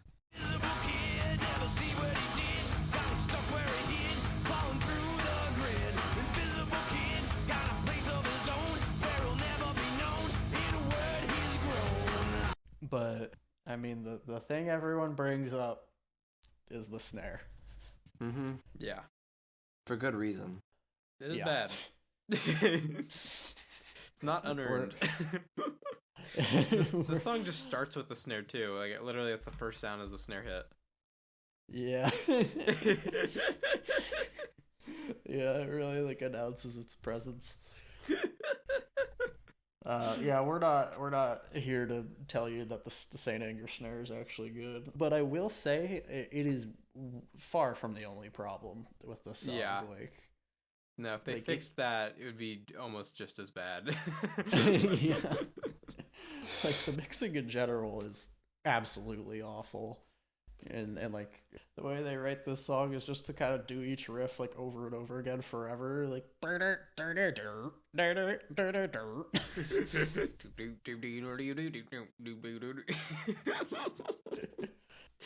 fucking open your mind, be right here, right now,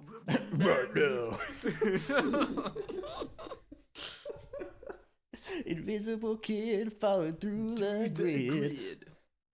Oh my god, I just remembered. There's this one part where he's trying to sing like more soulfully and it sounds so fucking bad. Let me find it. Oh, can't you see that he's not real? He doesn't want the attention you give. Oh.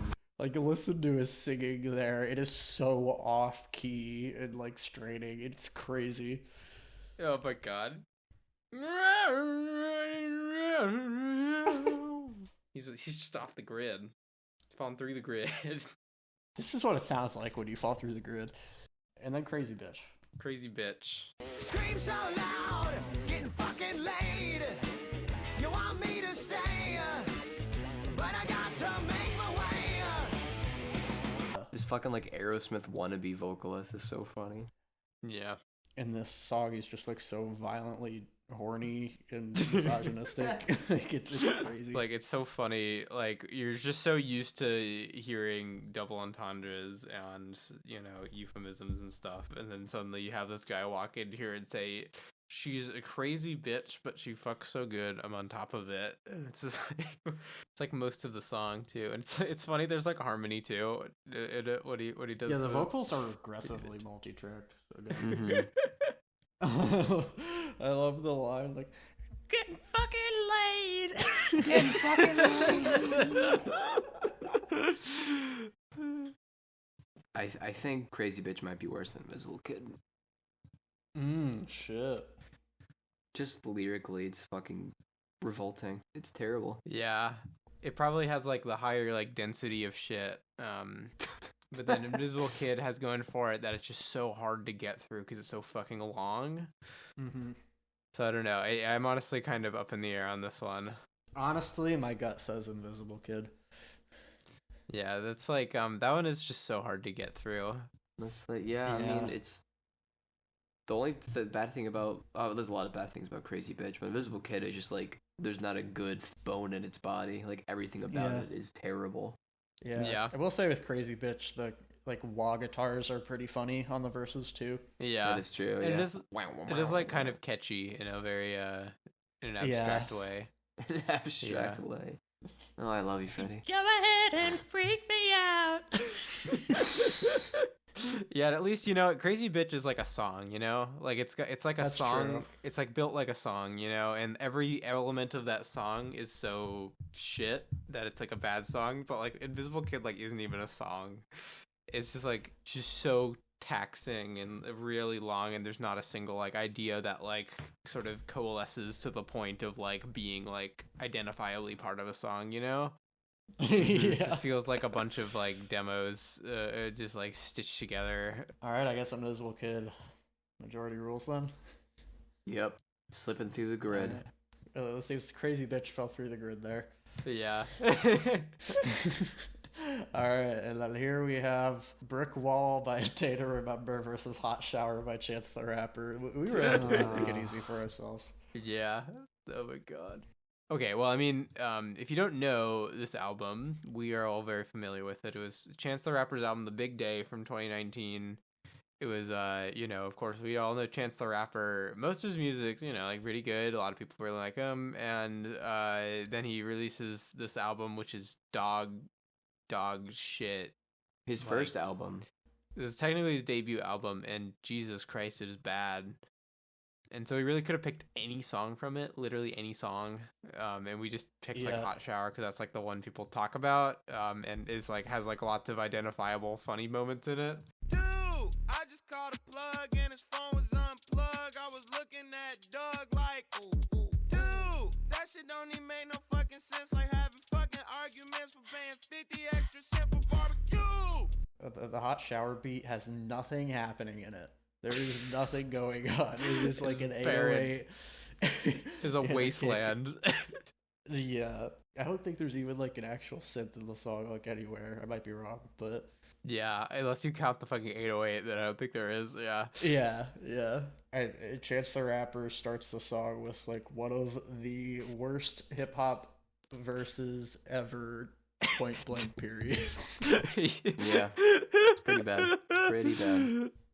Tried to call the plug, but the phone was unplugged. So I was looking Had at me looking Doug. at Doug. Had me looking at Doug. So he makes up this guy Doug, like dude, and he says dude in the stupidest way. Where he's like dude. Oh my god, just like being like a real rapper, like not like a joke rapper, and making up a character Doug who appears in a single line simply so you can make the rhyme, and it's so obviously he's only there so that you can rhyme it with plug. It's like a Miles bit. Yeah. Like. Oh my god, it is for real.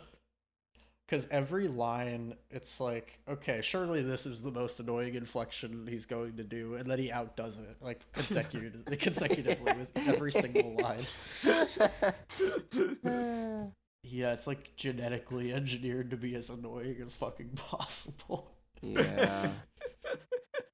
Yes, we haven't really talked about Brick Wall yet. Brick Wall, personally, blows Hot Shower out of the water with how fucking terrible it is. I think Brick Wall might be one of the worst songs on this list, like top 3. It's really bad. I sit in silence and hope for change, reckless abandon of what we take for granted. Everything about it is bizarre. I've never heard a song like this before. It's so weird. That's true. Like, maybe it should almost, like, get points for originality of how absolutely horrendous it is. Yeah. Like, points that will move it on in the bracket, not leave it behind. Yeah. So, okay, so can I just explain, like, the thought process when you first showed me this song? Yeah. Okay, so it starts out, and there's some guitars and some drums. I'm like, okay, like... It's like a rock song. Okay. Mm-hmm. And then I hear the vocals, and I'm like, why does he sound like he's in this, like, an ethereal plane? Like, I'm like, okay. It's like an emo seance. I know, it's already odd. He keeps singing in this no escape, I am cool, and then the drums going... And then it's just, oh my god. It actually hurts my head to even think about this song, because, like, it's like no other song I've heard in my life. It's just, like, it's bizarrely horrible.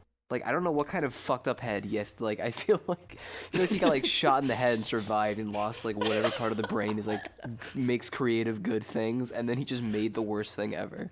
That's what it feels like. Lobotomy core. This is lobotomy core. Yeah, I wonder if we can make that a new genre and rate lobotomy core. Yeah. Everything's overblown too. Like it's like everything. It feels like everything is EQ'd the same volume. Oh yeah, it is brick walled. It literally is like it's like what Devin Townsend does, but bad. It's so terrible. Devin Townsend's music makes me cry because it's beautiful. This makes me cry because, like, I'm actually, like, overwhelmed and having a panic attack when I listen to it. Like, actually listen to this loud with headphones that are noise canceling. You will have a panic attack. I'm not joking. It's like overwhelming. It's bad. If you don't have sensory issues, this will give you some. It'll give you sensory issues. Yeah. Like, I'm not sure how this album sold or whatever, but it feels like maybe it's supposed to be commercial, but it also might. Is this really what anyone wanted to hear? You know? Yeah, exactly. That's what I think when I hear a lot of these songs on this bracket. I'm like, okay, like I know there's an audience for like, see, there's Careless Whisper. I know there's a bunch of metal chud heads who are like, oh, this shit fucking sucks. When I hear this song, I'm like, who the fuck listens to this? Yeah. Who? Yeah. Who is this for? It's for no one. It's for him. That's it. That's what it feels like. I've heard the fans did not appreciate this album. Oh, yeah. I wonder why. Yeah. I'd love to hear what his music sounds like before this. Like, I'd love to hear what he actually... Was he good at one point? Core. Oh. So I guess I can kind of... especially good, but... No. Yeah. I love that the drums sound like they're from a different song in the first verse. Yeah. like they're doing this like galloping thing that doesn't seem to be in time with the vocals. And the vocals are like doing this weird like stop start thing where like the last word of each line is like cut off, like so call it karma, so call it long pause. Fate, so yeah, no, what you mean. It sounds like it's malfunctioning. But it's and epic. then it like very accurately announces like, okay, we're heading for the brick wall, and then it's just the loudest, most annoying wall of guitars. It's almost like meta or something, right? Like it feels like they're commenting on like the production of their own song, like from within the song. They're like, get ready for your ears to be destroyed by the most like bricked out fucking slab of sound you've ever heard. And it just goes into it, and it almost has like a bass drop thing to it, where it's just like, like the way they like. Yeah, because it's like almost it's kind of a breakdown almost. Yeah, it's like kind of the metalcore breakdown thing. Like the production is so glossy that it might as well just be electronics. Yeah, it doesn't sound like appreciably different from just like MIDI instruments or whatever. Yeah, they might as well have not brought their guitars to the studio. Yeah, honestly. Is this like the cover has like a brick wall on it? Is it like a concept album or something? It's a concept album about the fucking Kool-Aid Man. Yeah.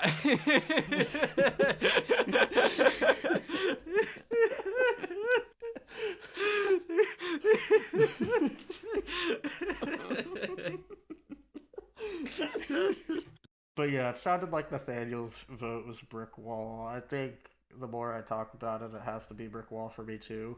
Yeah. Head to head, it would be interesting to compare the albums. Yeah. To me, The Big Day and You're Welcome are both contenders for worst of all time. Yeah.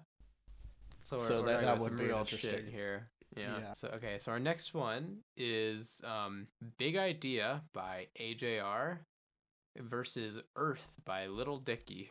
These are two very similar songs. They're bad for similar reasons and from a similar time with like a similar, energy, intended audience and energy. Yeah, and like sort of energy. So it's funny. Like this was just like random the bracket order. So that's funny that they got together. Yeah, they're both aggressively, annoyingly positive, but extremely misguided sonically. Yeah, Earth is pretty infamous at this point. I think probably if anybody's clicked on this, they've already been aware of Earth. But yeah, it was like his version of We Are the World, basically. Yeah. And just like, hey, I can get a bunch of celebrities on my track if I just say it's for charity. And then just an onslaught of the most like non-joke jokes. Yeah, joke that doesn't land after joke that doesn't land. Except it's like, wow, it's a celebrity that said it. Whoa. Yeah. And then like Lil Dicky on behalf of all Jews forgiving Germany for the Holocaust, like that happens in this song. I just forget about that. We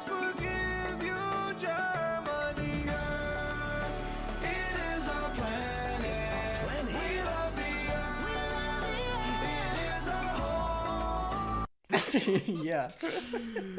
Just throws that in there.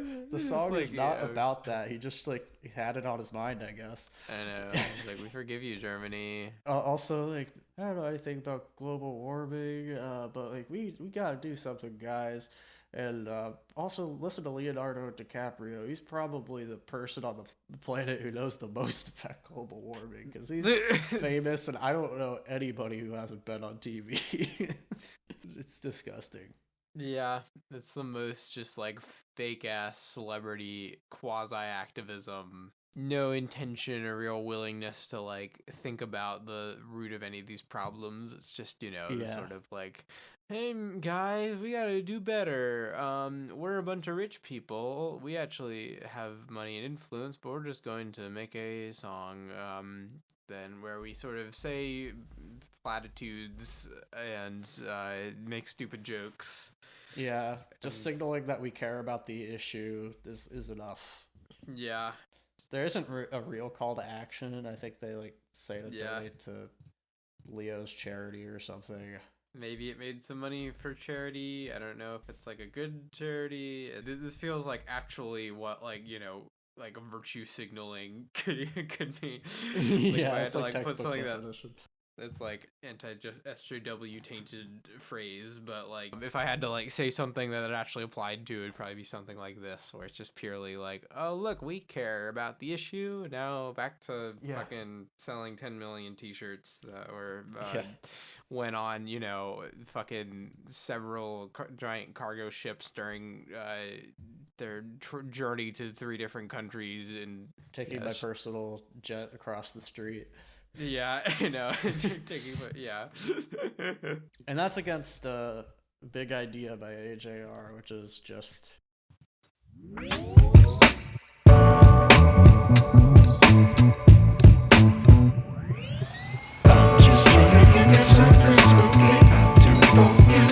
Should be like sort of the pre-chorus. They just have this like, he's like, that's blah blah, and then and there's just this like loud as balls, just like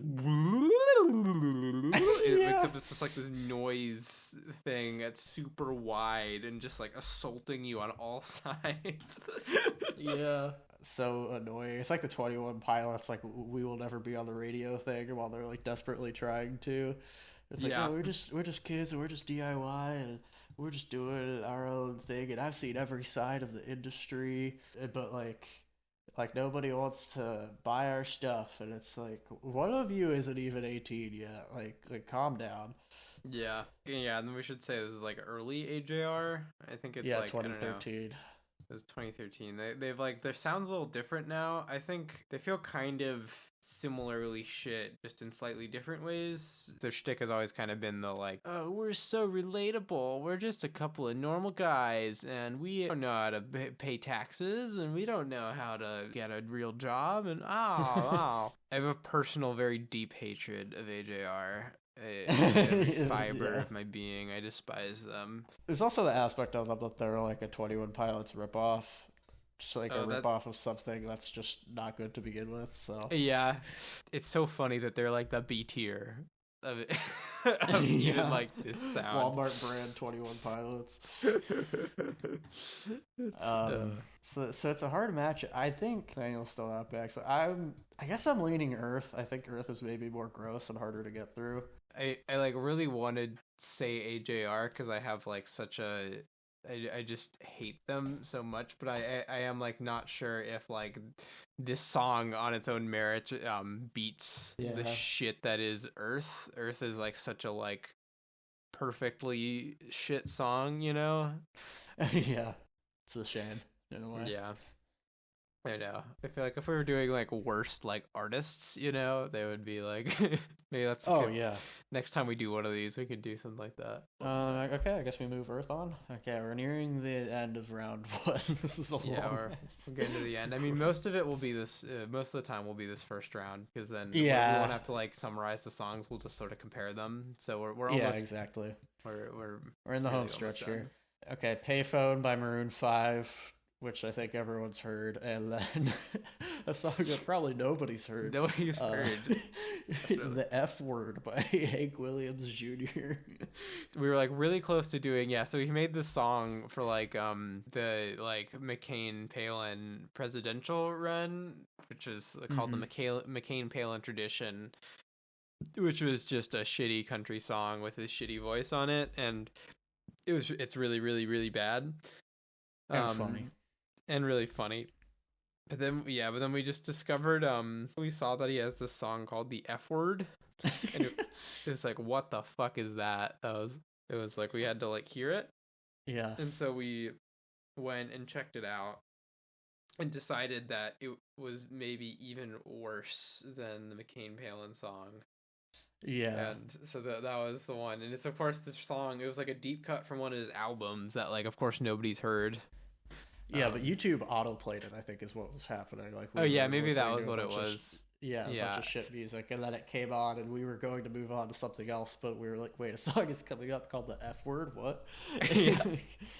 I think we gotta hear it, and then it was just fucking jaw-dropping. Like, yeah. It's a miracle that the McCain-Palin tradition didn't make it on. It's only a song like this could have booted it off by, like, the same artist. Well, I've been hanging out with my rebel son, Kid Rock. And I don't really like this stuff they call hip-hop. I have returned. Hello, Nathaniel. So now it's The F Word by Hank Williams Jr. versus Payphone by Maroon 5. And correct me if I'm wrong, but it seems like if the song is saying anything, it's just that Hank Williams Jr. has this internal conflict of wanting to be friends with Kid Rock because he's also a racist shithead. But he featured on the song. He was featured on the song, but he also hates hip hop because allegedly because it swears, but then he swears in his own song, so like it's pretty obviously the racism. He name drops Kid Rock, and he's like, well, he's a real swell chap, but everything's good about him except I just don't get this hip hop stuff. Man, country music is great, but the only rule is you just can't say the F word, and that's the whole song. It sucks. All of these commercial pop country people put on the accent, like, they don't actually talk like anything close to how thick that accent is. You always know that. You just can't say the F word. F word. Yeah, but, like, the way he does it is so... There's, like, anger behind it. Like, you feel he's really angry. He's a dangerous man. Yeah, like, he feels kind of dangerous. If you say anything about it, he's gonna, like, fucking explode and, like, smash a bottle on your head. It's, like, that kind of energy. Yeah. That's, like, how I just... That's, like, what his vibe is. Oh, my God. Domestic abuser music. Yeah. It's just, like... It's a wide variety of genres for domestic abuser music. Yeah. You get the sense that, like, the same sort of people could enjoy all of it. Yeah. Yeah, so it's like his singing is awful, and then Kid Rock brings up the rear of the song with this horrendous auto-tune harmonizing, like warbling in the background. It's crazy. It's so funny. Yeah, and then that's up against Payphone, which is another example of like the worst vocal processing, featuring Wiz Khalifa. I always forget he's on the fucking song. Yeah. I'm at a payphone trying to call home. All of my change I spent on you. It's just like a totally normal pop song, but it's like one of the best examples of like Adam Levine sounding so goddamn annoying. Yeah. Honestly, like almost any song off of the album this came from could have made this list. They're all terrible. Yeah. One More Night, Daylight, oh yeah, Payphone. One More Night. I forgot about One More Night. Basically every song off of this album is really bad, but this might be the worst one from what I remember. Yeah, it's like really gross and sentimental and corny and one more stupid love song, I'll be sick, Oh yeah, like when he's like, one more fucking love song. I know, that's so funny. There's like the it stupid version, and there's like the shit fuck version. Because like the radio one, I would always hear when this song was like popular was like the it stupid one. So it was like full of it, one more stupid love song. And so it's so funny hearing this one on Spotify where it's just it's swears. like full of shit, one more fucking love song. It's like the shit, and it's funny too because like the Wiz Khalifa verse, I think he starts it just being like, "Fuck that bitch," or he's like, "Yeah, fuck that shit," or something like that. I think he says fuck that bitch. Shit? Or does he? No matter how bitch? many times I hear it, I cannot remember a single line from the Wiz Khalifa verse. Yeah, no. Let's see. Let me see if I can find the start of it. This probably have to be my last song because I do have work at 7 a.m. tomorrow. Yeah, it's all good. It's the F word though, right? It's the F word. Gotta be the F word. Yeah. I guess Freddie and I will clean it up, and you could you could yell at us in the comments if you don't like what we did. Well, I'm just saying if Never Far Away doesn't win, I'll be really sad. Yeah. Is that your pick? That I mean, it's my favorite song, but that probably makes it not the worst one because it's like enjoyable to listen to for me in like a weird way. So I guess it probably shouldn't win, but that's the one I enjoy most. If we're talking about the worst song on this list, it's probably "The Bitch Came Back." Yeah, that one's all the way at the end here. All right, well, you heard it here. You heard it here, folks. Nathaniel's pick is "The Bitch Came Back" by Theory of a Dead Man. That is the worst one. All right, see you boys. Good luck. Yeehaw, brother. Yeehaw. Yeehaw, brother. Nathaniel crawled back in the ditch. He's back to his ditch. Starting to take a liking to that ditch. So, We the People by Kid Rock versus Hey Soul Sister by Train.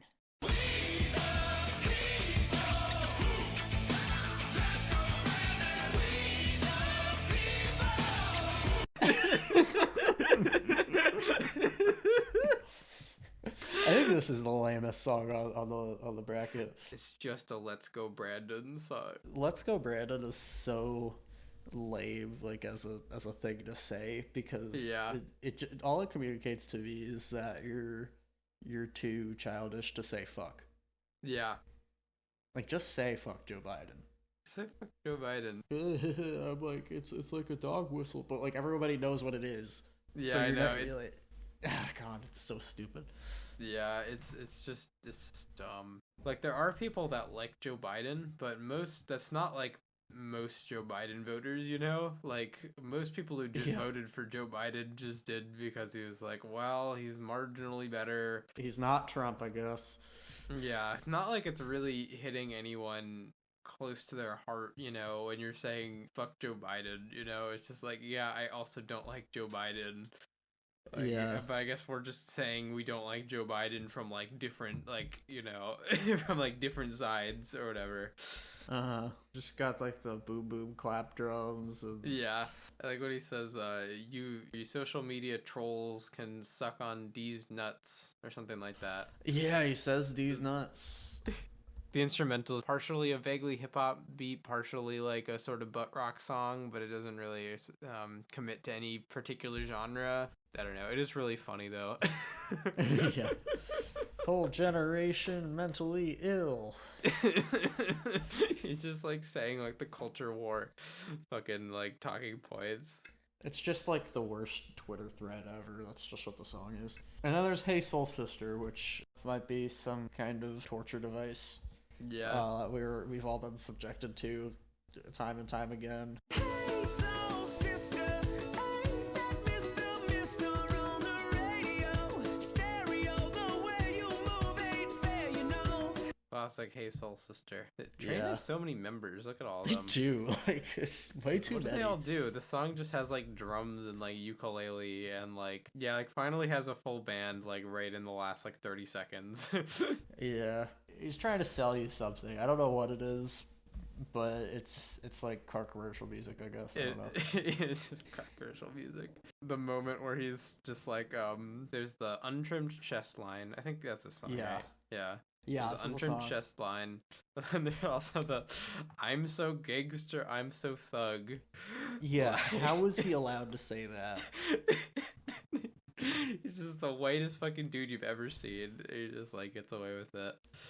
Yeah, like a 40-year-old man. I kind of just want both of these songs to be left behind. Yeah, they're just both fucking lame. I'm gonna just vote Trade Up because I think I do have more hate in my heart for that one. Yeah. I think the Kid Rock one, it's like just not worth anyone's time. Yeah. I mean, it's like really funny to like listen to once, but yeah, it is. It's like so. It's almost a Tom McDonald thing going on. Yeah, you'll notice we don't have any Tom McDonald songs on here, and we were we did that like, on purpose. We were like, yeah, okay, we don't want people really that are like you know, just like trying to be really bad and provocative. That's like their brand, you know. And this isn't exactly that, but it is like it has some of that where he's like that's always kind of been Kid Rock's thing, and particularly as of late. At one point, he just made like garbage music that was, you know, just garbage music, and that was all there was to it, you know. Yeah, this is like represents how Kid Rock actually is. Like I think he's just actually a piece of shit, and he like and he just like fully loves this shit. And the Tom McDonald variety is another type of piece of shit, but just like the type of piece of shit that is like only much more like cynical. Encouraged. Yeah, like that they're trying to get on brackets and shit. So yeah. Yeah, he just like he sees that he's on a bracket and he's like, oh good, more publicity. Well, we can sell more on the next single or whatever. Do we move Train on or? Sure, I guess so. Yeah, I feel like Train. The thing that's bad about Train is that it's been heard so many times. Wouldn't hate it quite as much if it just hadn't been played a billion times, but there is something like inexplicable about it. It's had such a like singular impact on the world, you know, like the song. Move on, Train. Okay. All right, we are at our final matchup here. Last one of the first round. We promise the rest of it will be much quicker because we'll just be. Yeah. These are some heavy hitters. We have "The Bitch Came Back" by Theory of a Dead Man. Second butt rock song explicitly saying bitch in the title. Versus the American Beauty, American Psycho remix by Fall Out Boy. Featuring A$AP Ferg. Featuring A$AP Ferg. So Theory of a Dead Man might be the worst band ever. Yeah, we have we've been entertaining that possibility. There's something truly bad. There's something really, really deeply wrong. The bitch came back the very next day. Oh, the bitch came back. Thought she was a goner, but the bitch came back. She couldn't stay away. This is just piece of shit music. You know, this is fully that category of just like people who are pieces of shit making music for people who are pieces of shit. I mean, this track is just like overtly misogynist, and it's like so proud of it. It almost goes without saying. Yeah. I mean, you heard the title. It's a extremely slimy, disgusting interpolation of like the song "The Cat Came Back," except it's "The Bitch Came Back," and like that's the song. So it's like already doing like this fucking nursery rhyme shit. Yeah. And then it's just heaped in misogyny, just absolutely dripping with it. And it sounds like absolute ass. It's so loud, it's so annoying. There's got like a brass section just buried in this like mess of butt rock. What would drive a person to make a song like this? And they're so into it. You can hear his vocals in this part. There's only like bass and drums, so you can hear really clearly what he's saying. And he's like, and she's so fucking stupid that she's singing along, and it's just like, yeah. It's like what else could this mean except that he just like hates women. You just get the sense that he's just like so mad at every woman that he's ever been with. Yeah. It's like almost scary, you know? Yeah, it is. Like, this is just domestic abuser music. Like, it is. It is just, you just feel it like dripping off it. It's fucking disgusting. It's like so popular. This isn't a deep poll. Like, this one has 92 million on Spotify alone. It's a shame that the Fall Out Boy remix has to go up against it because it's a trash fire in its own way. Yeah, I know. This could have beat many others.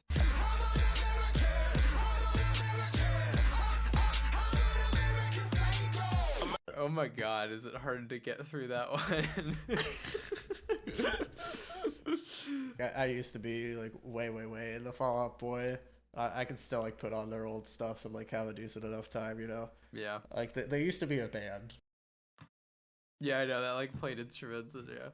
Yeah, more recently they kind of like became more of a band again. But then they decided to do a remix album of American Beauty, American Psycho.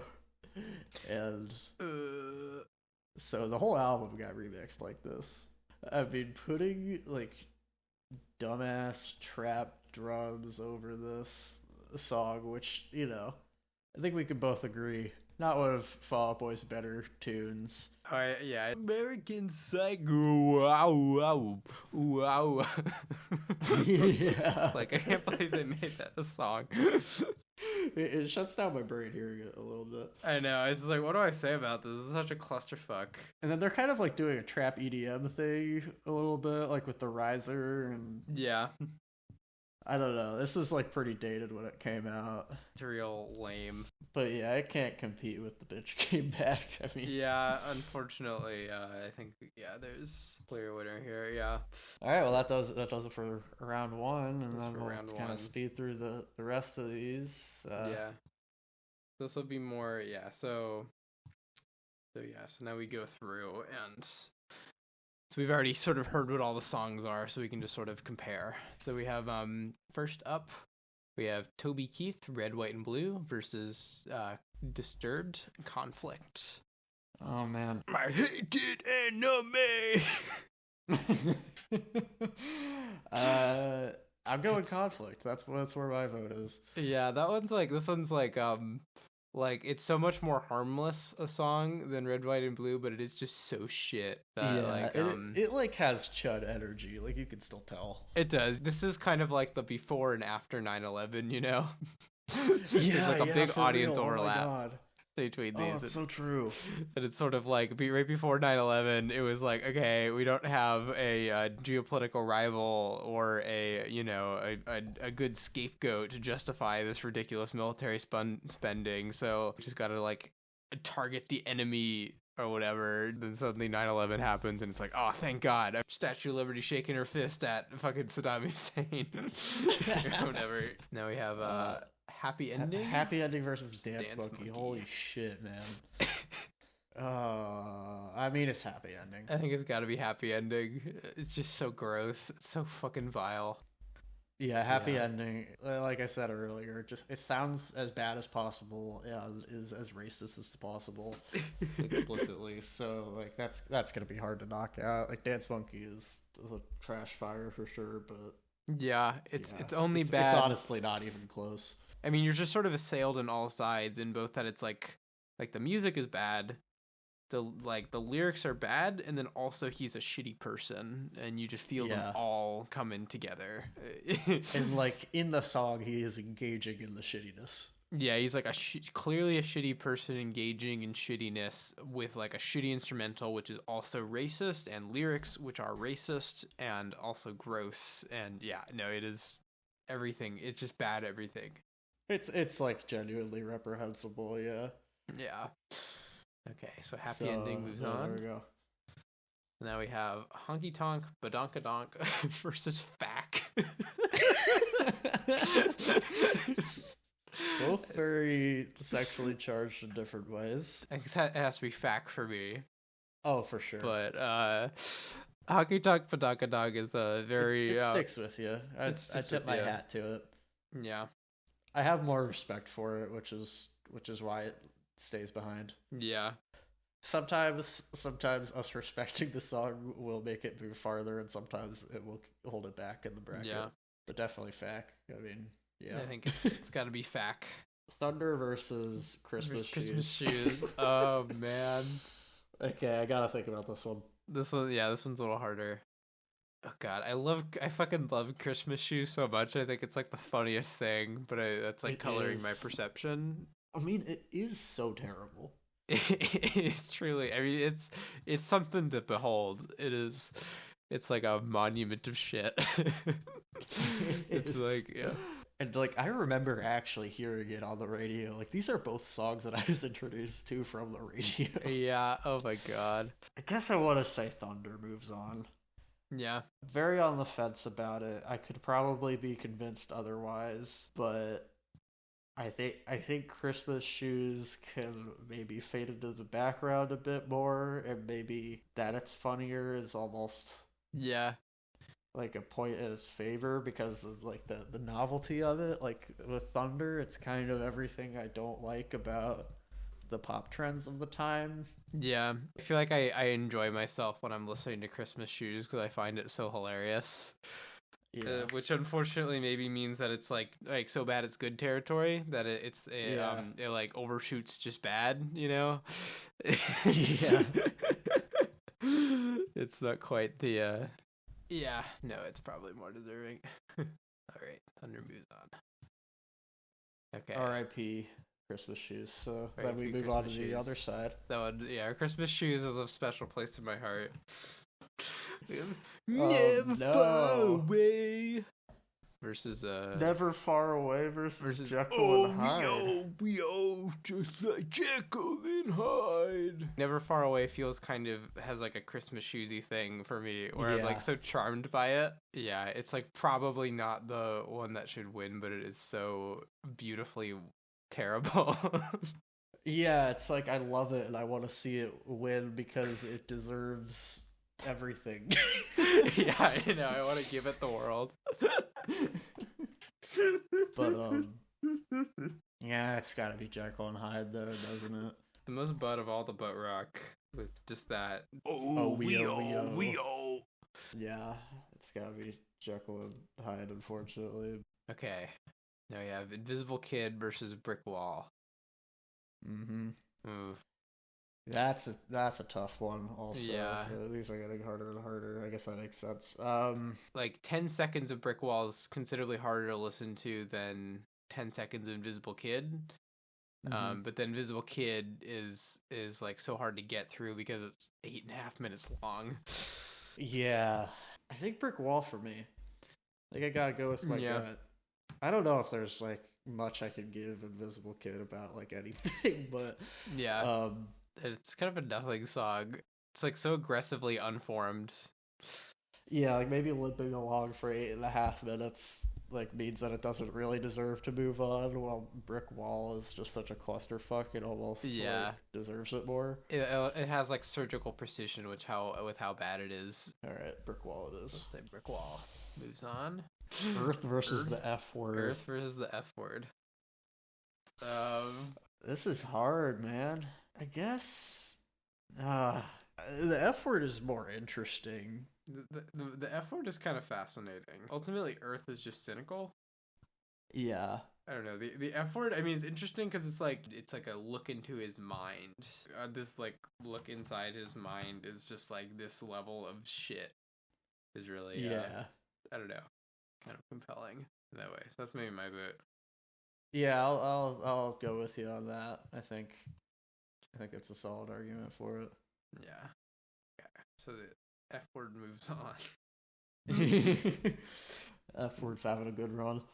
Okay, now we have Hazel's Sister versus Bitch Came Back. I think we probably know. Bitch Came Back. Hazel's Sister sucks, but it's no, the Bitch Came Back. But yeah. It's not. I would not rather have Bitch Came Back take its place in the grocery store. Yeah. I would be willing to listen to Hazel's Sister many times over before I would substitute it for Bitch Came Back. Yeah, because Bitch Came Back isn't even like funny really, it's just like uncomfortable. Yeah, it's just like gross and weird and like little. Yeah. Alright, round gross 3. And weird. Yeah, we're now in round Conflict 3. versus. We're getting into we're in the what are we? We're in the quarterfinals now. We have speaking of gross and weird, Happy Ending by Hobson versus Conflict by Disturbed. Yeah, like Conflict is a bit of that Chris Cornell song. I don't know, just like it's like kind of an odyssey of shit. Yeah. And it's like kind of so fun in that way. But I don't know if it can beat the just raw disgustingness of yeah. The disgust is too powerful with Happy Ending. Yeah. It's a monstrous song, truly. Just the behemoth. The fucking Hobson shouldn't like be allowed to record music anymore after that. So I think Happy Ending has to move on. Yeah. We have Fack versus Thunder. Jesus Christ. We're getting so distilled with the level of shit now. Oh man. It's Fack though. I think it's gotta be Fack. Thunder has melody to it, I guess. Yeah. We're really splitting hairs, but like at least it's not doing a South Park voice. Yeah. Like anything but that. That is like the audio equivalent of having your funny bone hit, you know? Yeah. Like... Jekyll and Hyde versus Brick Wall. Okay, this is interesting because these are kind of similar in a way. Yeah. Like they're both really loud and butt ass and annoying. God, it might. I don't know. I feel like my gut says Jekyll and Hyde. Yeah. I don't know. It's like I really don't want to leave Brick Wall behind, but Jekyll and Hyde is so aggressively stupid. It's just like nobody understands me. I have so much internal conflict, and it's like, no, you just beat women. Shut up. Yeah. Yeah, I guess that's my vote. Yeah, it's just like a perfect amalgamation. Okay, Jekyll and Hyde moves on. Now we have F Word versus Bitch Came Back. Oh, these are bad. It's Bitch Came Back for me. I think it's Bitch Came Back. Yeah. Yeah. The F Word is so fascinating, but like, yeah. Oh man, just the raw misogynistic energy of Bitch Came Back is yeah. It's brutal. It's genuinely brutal. Yeah. Okay, final four. Here we go.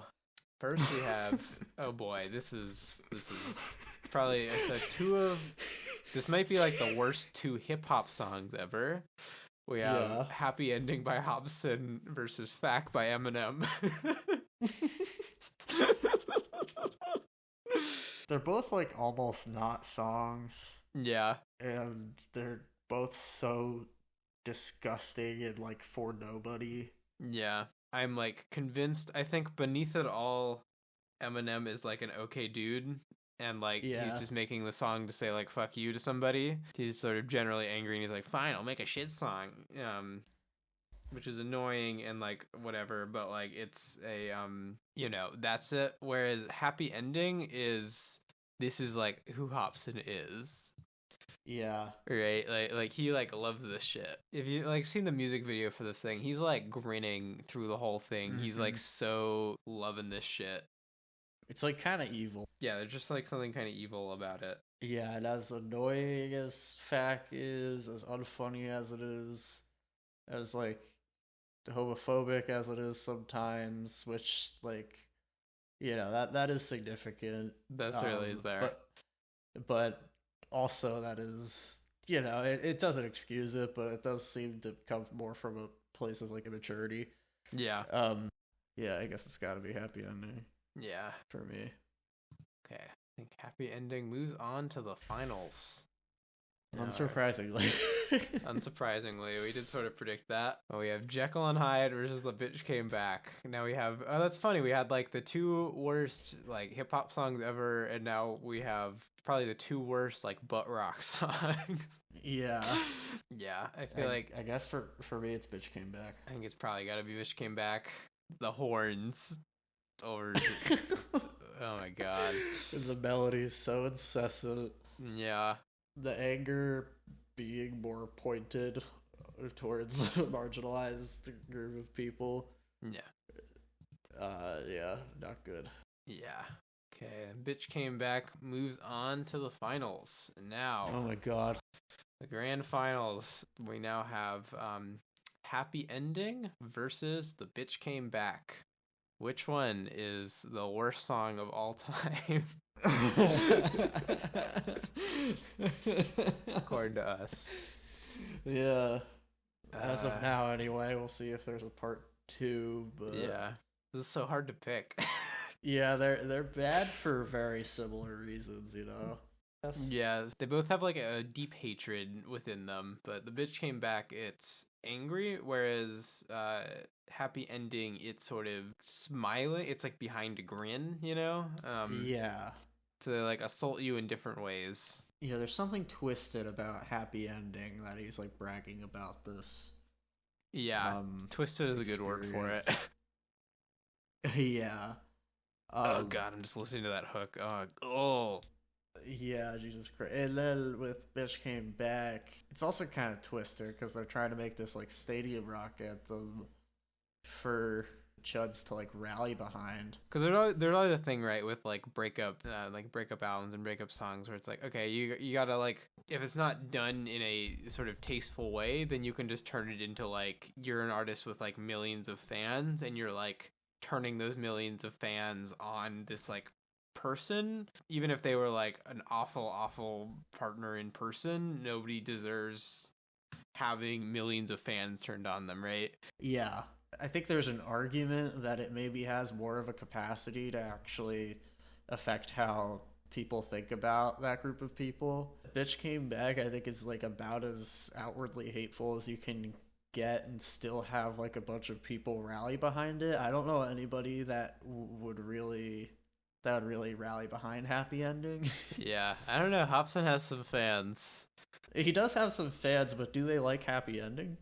I think there's some defenders. It's a big world out there. Yeah, no, there's probably more like old chud dudes fist pumping to Bitch Came Back than there are edgy internet teenagers slobbering all over Happy Ending.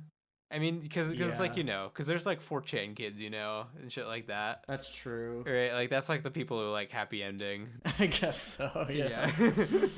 When they're both like about as bad as they can be, you have to split hairs like so far to find which one is the worst. Yeah. I think it's almost like easier for me to write off Happy Ending in a way. They're just the guys just doing like stupid bullshit. You feel the violence behind Bitch Came Back in a way. Yeah, like there's a more sort of palpable kind of violence behind it, which is very disconcerting.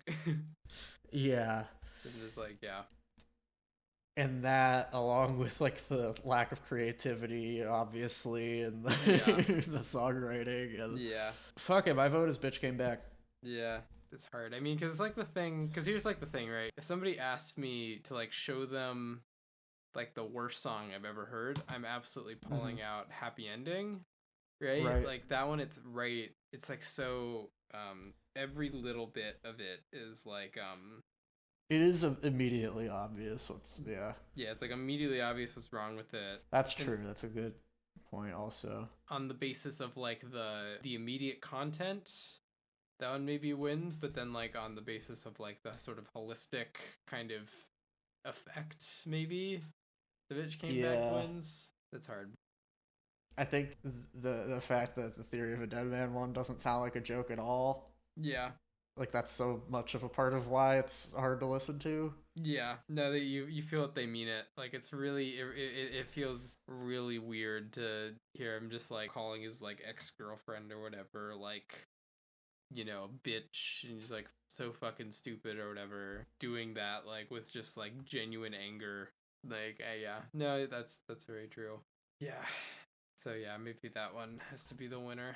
Yeah, begrudgingly give it my vote, I guess. Yeah, very, very, very tight. Yeah, extremely narrow there. Yeah. Wow, there we go. Bitch Came Back. I guess that was Nathaniel's vote too, so. Yeah, I guess we're all in agreement there. Yeah, it is almost weird. Like, in some sense, I do still feel kind of like Happy Ending is like the worst song I've ever heard. But then, like, when I, like, pit it against Bitch Came Back, I'm like, okay, it feels, and, like, this context, it feels like it makes more sense to put Bitch Came Back, so I don't know. It's, like, it's hard, but... Yeah. All right, there we go. Well, thanks for listening to however fucking long this was. Holy shit. Yeah, no, this is we put our heart and soul into this, so hopefully it was entertaining and informative. If you made it to the end, yeah, thanks. That means a lot. Mm-hmm. And if you're offended by any of this, go find a safe space. I was gonna say go listen to our music, and you're free to shit on that. Oh yeah, so that's true. It's all fair. We're putting out music. You can feel whatever way you want to feel about that. So yeah. Next time we'll talk about good music. I promise. Yeah, we will. It's gonna happen. All right. This message is for anyone listening outside of the podcast hours. I think Never Far Away should win. I think it is legitimately a fantastic piece of art that deserved to be heard by the masses. Chris Cornell put his whole pussy into that song, and I just think that if it doesn't win, I think something is wrong with society. That's all I have to say. Thank you so much for listening to the Album Spotlight podcast, since we are the only Album Spotlight podcast that exists. If you see other ones, they copied us. Take care. Fantastic.